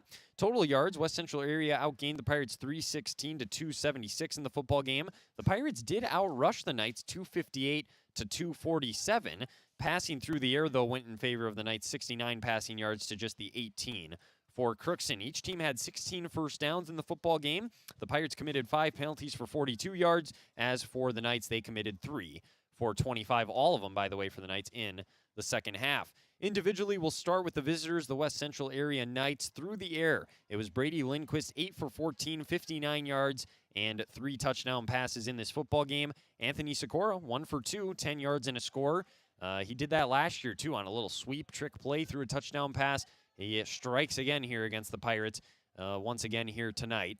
Through the air, the receivers in this football game, Cole Anderson, he stood out, 5 catches, 60 yards for the senior, 2 touchdowns. The next leading receiver with 2 catches for, I believe, just 4 yards in this football game was Anthony Sikora. The other touchdown reception was to Jake Norby. He had a catch for 8 yards and a score, and then Ben Bai had 1 reception for 1 yard as well. So So that is how the receptions stacked up here in this football game. And I think the yards on the receivers are a little off because the total through the air was 69, and I have them down here for, no, that's right. Sikora had 0 yards on 2 catches. I'll make that a little bit more clear because he went backwards on his last one. So it does add up. On the ground, Anthony Sikora was the leading rusher, 16 carries, 164 yards, a touchdown. He did fumble once in this football game. That was the only fumble the Knights had. They did lose it. And that helped Crookston build that comeback a little bit towards the end of the game. The next leading rusher was Naz Dots. He had a big game, just 4 carries, 79 yards, had the big touchdown run of 25 yards, another 50-yard run later in the football game as well. And then the quarterback, Brady Lindquist, had 4 carries, 2 yards, 1 carry for Jake Norby, and 2 yards in the football game. Dots, by the way, he punted once for 28 yards. That is the individual stats here in this football game for West Central area. For the Pirates, through the air, Jack Dota, he'll have better days. The last one, not really his fault. He was just trying to make a play late in the game. He was 1 for 5, 18 yards, 3 interceptions in this football game. The one completion was to Carter Coet for 18 yards. On the ground, Ethan Bull, 42 carries, 211 yards, 3 touchdowns in this football game. He did fumble the ball once, but other than that, it was another outstanding performance from the Pirates senior, leading the way. He's gone over 100 yards 4 times this year, over 200 yards twice, and another 3 touchdown performance for Ethan Bull. Take that back, 4 touchdowns in this football game. He's had 10 touchdowns the last 3 weeks. On the ground, Jack Dota, 8 carries, 29 yards, the best game he's had rushing the football so far this season. Tanner Geese, 5 carries for 18 yards. They were the only 3 to carry the football here tonight. Jake Erickson, 2 punts, 68 yards for an average of 34. Had the 40-yard punt that pinned him in deep late in the half, so another good game for him punting the football. That is a look at your team stats and individual stats here tonight. Again, your final score is West Central area 38, Crookston 27. Pirates do score 20 unanswered there in the second half. Make it interesting, but they do fall in this one here tonight. We'll take another break. When we come back, we'll talk with the head coach of the Pirates, Nate Labarski. That's coming up next as we continue the postgame show here from UMC. We'll be back right after this here on KROX. Shopping for groceries is easier than ever with Hugo's Family Marketplace. To simplify life, Hugo's offers convenient online shopping with delivery or curbside pickup at gohugos.com. Even better, shop on the go with the Hugo's Family Marketplace smartphone app. Download e-coupons, recipes, grocery lists, weekly ads, and place your grocery order right from your phone. Save time and save big with Hugo's Family Marketplace, your hometown grocer since 1939. You're gonna find more low prices, more great stuff when you go to Hugo's. At Crookston High School, we really have a lot going on. There isn't that much going on. Oh yeah? We have softball, baseball, track and field, soccer, swimming, tennis, golf, volleyball, crap shooting, hockey, basketball, wrestling. So we have a lot of sports. And there is orchestra, band, choir, visual arts, speech, theater, Leo Club. And Crookston is one of the highest academic schools in the region. Really? Yeah, really, especially in math and science. I guess we do have a lot of going on. Yeah, and that's why Crookston High School is my education destination. Welcome to Andy Oman State Farm. We're located on 423 North Broadway, next to Holiday in Crookston, Minnesota. 3rd generation agent with State Farm. We've got a team here with over 75 years of experience, 6 of us fully licensed, here to serve you. We know insurance is about a promise, and we're here from the beginning to throughout the whole process to deliver on that promise. Nobody likes to wait on hold, and neither do we. Give our office a call where a cheerful voice is ready to help you right away. Call 218-281-3643. The Crookston Eye Clinic is your hometown eye clinic. Whether you have cataracts, glaucoma, macular degeneration, or perfect vision, it is important to have your eyes evaluated to keep them healthy. The Crookston Eye Clinic is open Monday through Friday from 8:30 a.m. to 5 p.m., but on Thursdays they open at 9:15 a.m. They also have a second location in Boston to offer you even more appointment options. If you've been wanting to try contact lenses or looking for a new pair of glasses, the doctors at Crookston Eye Clinic are available to see you. Doctors Forget Smith and Jananetta are all accepting new patients. Call 218-281-2020 for the Crookston and Boston Eye Clinic, the best care in sight.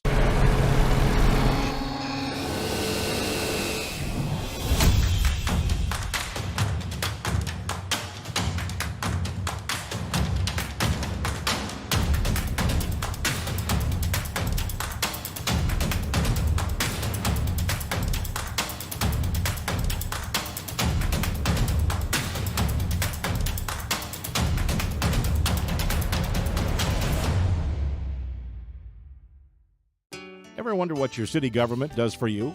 They provide police and fire protection, emergency and disaster preparation, building code and zoning enforcement, street repair, cleaning and snow plowing, curbside garbage and recycling collection, plus spring and fall cleanup weeks. They deliver safe drinking water and maintain a wastewater system. They care for 22 parks and provide year-round recreation activities. They give loans for economic development and housing. They do all this and much more with the help of your city employees. You're watching Crookston Pirate activities on the KROX live stream. It's brought to you in part by Riverview Health, American Crystal Sugar Company, CHS Egg Services, Christian Brothers Ford, Bremer Bank, Grove Mechanical, Crookston Eye Clinic and Foston Eye Clinic, Crookston Valley Co-op, Hugo's Family Marketplace, United Valley Bank, the Benedictine Living Community, Villa St. Vincent, Ottertail Power Company, Crookston School District, Cess Vanderhoff, Andy Omen State Farm, the City of Crookston, and Tri-Valley Head Start, all bringing you Crookston Pirate activities on the KROX live stream. Great tonight. You get a good first drive. You end up missing the field goal. Then you get a 3-and-out. Then you go and score. You play with the lead early on. It was a great start. Things were going well early. Yeah, they were going really well early. And, against a solid team like that, we really enjoyed the start. I thought we came out, aggressively up front. We were moving our feet, staying on blocks. Our wide receivers were blocking well on that drive, and things were going well. And then it just kind of flipped in the second quarter. You know what we talked about in the pregame show? Chunk plays, big plays with West Central area, and I can see why you said that. They had a bunch of them tonight. Yeah, and they're very good at it, and they've got some skill players, and Sikora is one of them, and he can hurt you in whether it's 3rd and 12 or 2nd and 2. Yeah, no question. He had a big night tonight. On the flip side, you ran the ball successfully. Bull had another nice night. Tanner had a few good runs. For Jack, I think that was the best rushing performance he's had this year. With the plays broke down, he was able to extend plays. Were you pleased with the rushing game tonight? I was, especially the way we bounced back and we're able to run the ball in the third quarter and in the fourth quarter. On the rushing end of things, I was happy with it. Then we get into the second half there. You got down big, but the boys didn't quit again. They found a way to fight back. You didn't come back and win the game, but overall, it just shows with this group, they're never afraid to keep playing until that final whistle blows. That had to be good to see and to know that they're always going to fight. Yeah, we just talked about it here at the end of the game, and in different years and different times, 38-7 balloons up to 48, 52, 63, and the 7 never moves. And so what you're really looking for is that compete level and to never give up in a football game. I'm extremely proud that the game ended up 38-27. Does that mean that we didn't want to win the game? Yes, absolutely, we want to win the game. So, we're not happy with that. But that compete level and your ability to stay in games and for 4 quarters and to battle for 4 quarters at some point in this season is really going to pay off for us. I got to ask because you don't see it very often unless you absolutely have to do it. The onside kick there, and it worked to perfection. You were able to get it. How often do you practice that? I mean, it was right how you drew it up, right? We do practice it, in practice every week. Really nice kick by Jake.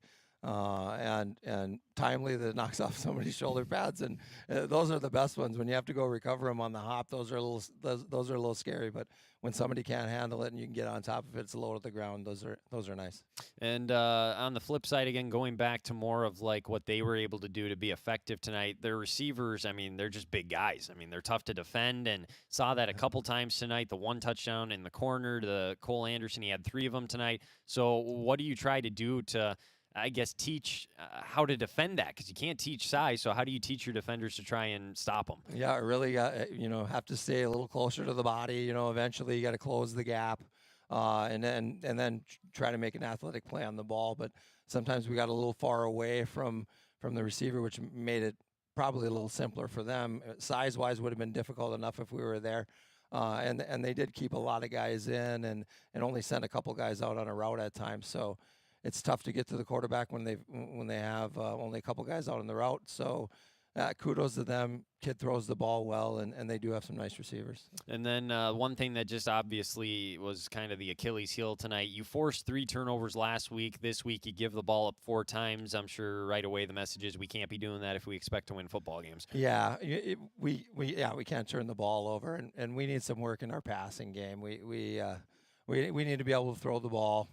We need to be able to protect it in order to throw it. And we'll get back after that this week, and it'll probably be a focal point for us to work on because running the ball is great, and that's what you want to do in late October, early November.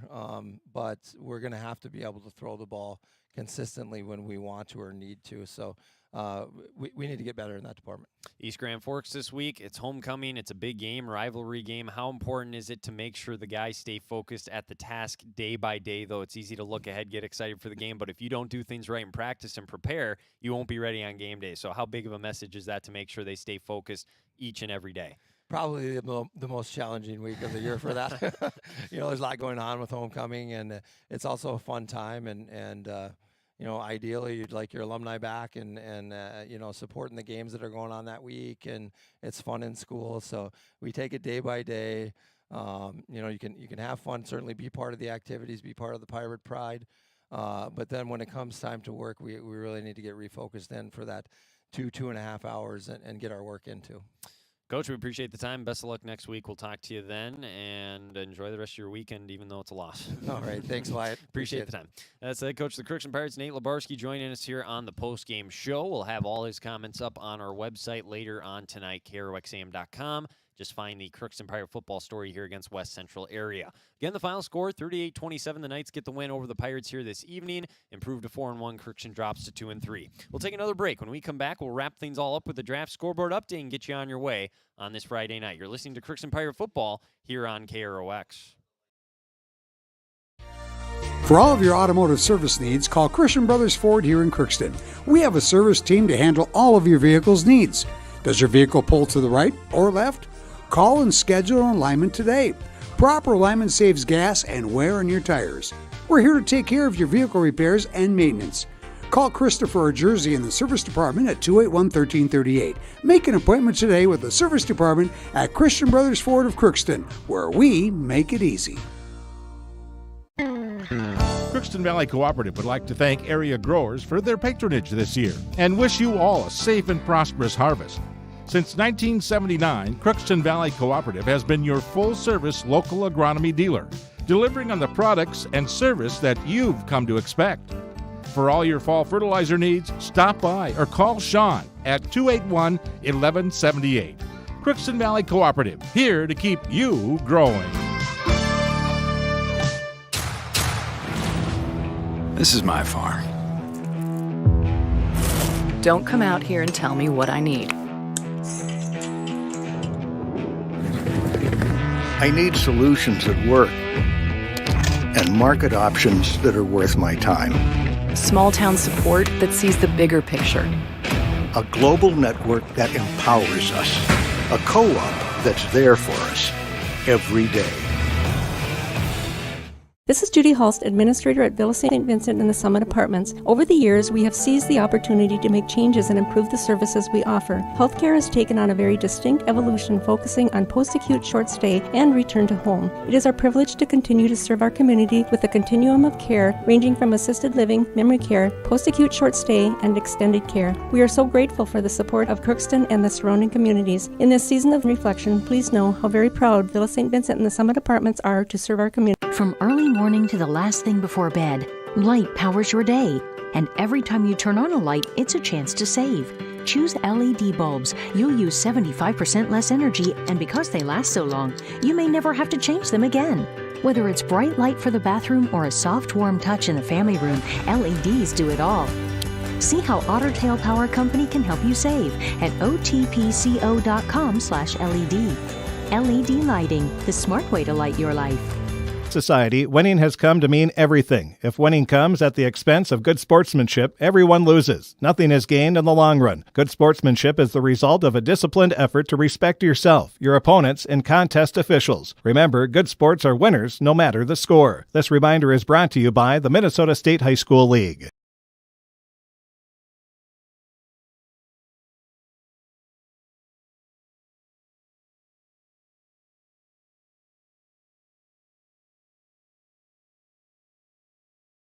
Back here in the post-game show on KROX and our KROX live stream. Oh, they just shut the lights off. So if you're watching the live stream, you're going to see a black screen the rest of the night. But we're not quite done yet. It's time for a draft scoreboard update. Again, it's rib night tonight. They'll be open all weekend as well. So head on over there and check them out if you want some good food. Chris, draft scoreboard update. What can we report on up to this point here this evening? Lots of high school football. I would assume some stuff's coming in now. The only bad thing about the 6 o'clock start, the only bad thing is we can't tell you a lot of finals. That's true. That's the only bad thing about a 6 o'clock start. I think the parents have been accustomed to it. The fans, 6 o'clock starts are nice. So let's take a look at the results that we have so far today. We're going to go through the football scores first of all. And at the end of the third quarter, number 2 ranked Fertile Beltrami continues to dominate their opponents. They are leading Clearbrook Gonvick 42-0. Talking to Brian Nelson a couple of weeks ago, he said our offense is explosive, and that might be the understatement of the year there, as their closest game has been 30-0 over a team that was just outside the top 10. So, and somehow that team is still ahead of them in the QRF. But anyway, that's a subject for a different day. We have a lot of those today. Let's see what else we have here. We have Pine River Bacchus. They lead Lake Park Audubon 24-8 at halftime. And not a big surprise, but a little bit of a surprise just because it's over Minoan-Waubun. Red Lake County, that's Red Lake Falls, Red Lake County Central Co-op. Coach Brian Remick has his team leading 14-6 at halftime. That would be one of the bigger regular season victories for Red Lake County in many years. So they're looking to put their stamp on being a number 1 seed early on here. Barnesville, no surprise here. They lead Pillager 42-0 at halftime. So those are some of the scores in progress. Now moving to some others. Let's first take a look at our finals. It was East Grand Forks beating Thief River Falls 14-7. Crookston will play East Grand Forks next Friday at 6 p.m. in homecoming. And should be a big crowd, should be a great game as well. Both teams are going to be, well, they're always great games, but this year especially. Taking a look at our other finals, as you heard right here on KROX, it was West Central area coming away with a 38-27 victory over the Pirates. Girls soccer, Hibbing shut out Crookston 2-0. Boys soccer, Hibbing beat Crookston 2-1. Women's soccer was St. Cloud State beating UMC 3-0. College volleyball, Augustana beat UMC 3-0. And another final, it was Warren Alvarado Oslo beating Badger Greenbush Middle River in high school football 30-22. And those are the only finals as far as football goes. Giving you updates now on some of the area games. And, well, first of all, let's go to 9-man and then work our way up. And let's see here. Well, maybe we'll just start on 3A. Yep, okay. We'll close it, open it back up. Love technology. Yeah. Love it. Absolutely love it. So here we go. Opening it back up, and the updates look like this. And there we go, 9-man. We have, we told you Fertile Beltrami leads 42-0 at the end of the third quarter. Norman County Eastfield and Hitterdal leads Black Duck 7-0. That is in the second quarter.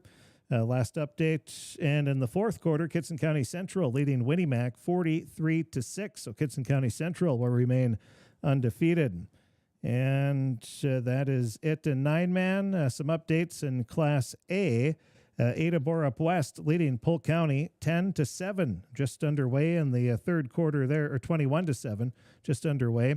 Pelican Rapids, they are beating up on Ottertail Central in Pelican Rapids, 32-6. 5 minutes left in the third quarter there. So it looks like Pelican Rapids will stay in the number 2 spot. And let's see, we told you about Red Lake County and Minoan-Waubun, 14-6 at halftime. Osakis leads Parker's Prairie 35-0 at halftime there. And now moving up to AA, which is Crookston's class. It was We told you that score already. Barnesville now up at 55-0 with 4 minutes left in the third quarter over Pillager. And we told you about Osakis leading 35-0. Hawley, they lead Staples Motley 38-0 in the third quarter of that game. And now moving on to 3A. And we have Pequot Lakes leading Detroit. Pequot Lakes beat Detroit Lakes 35-21. Big win for the Lakers.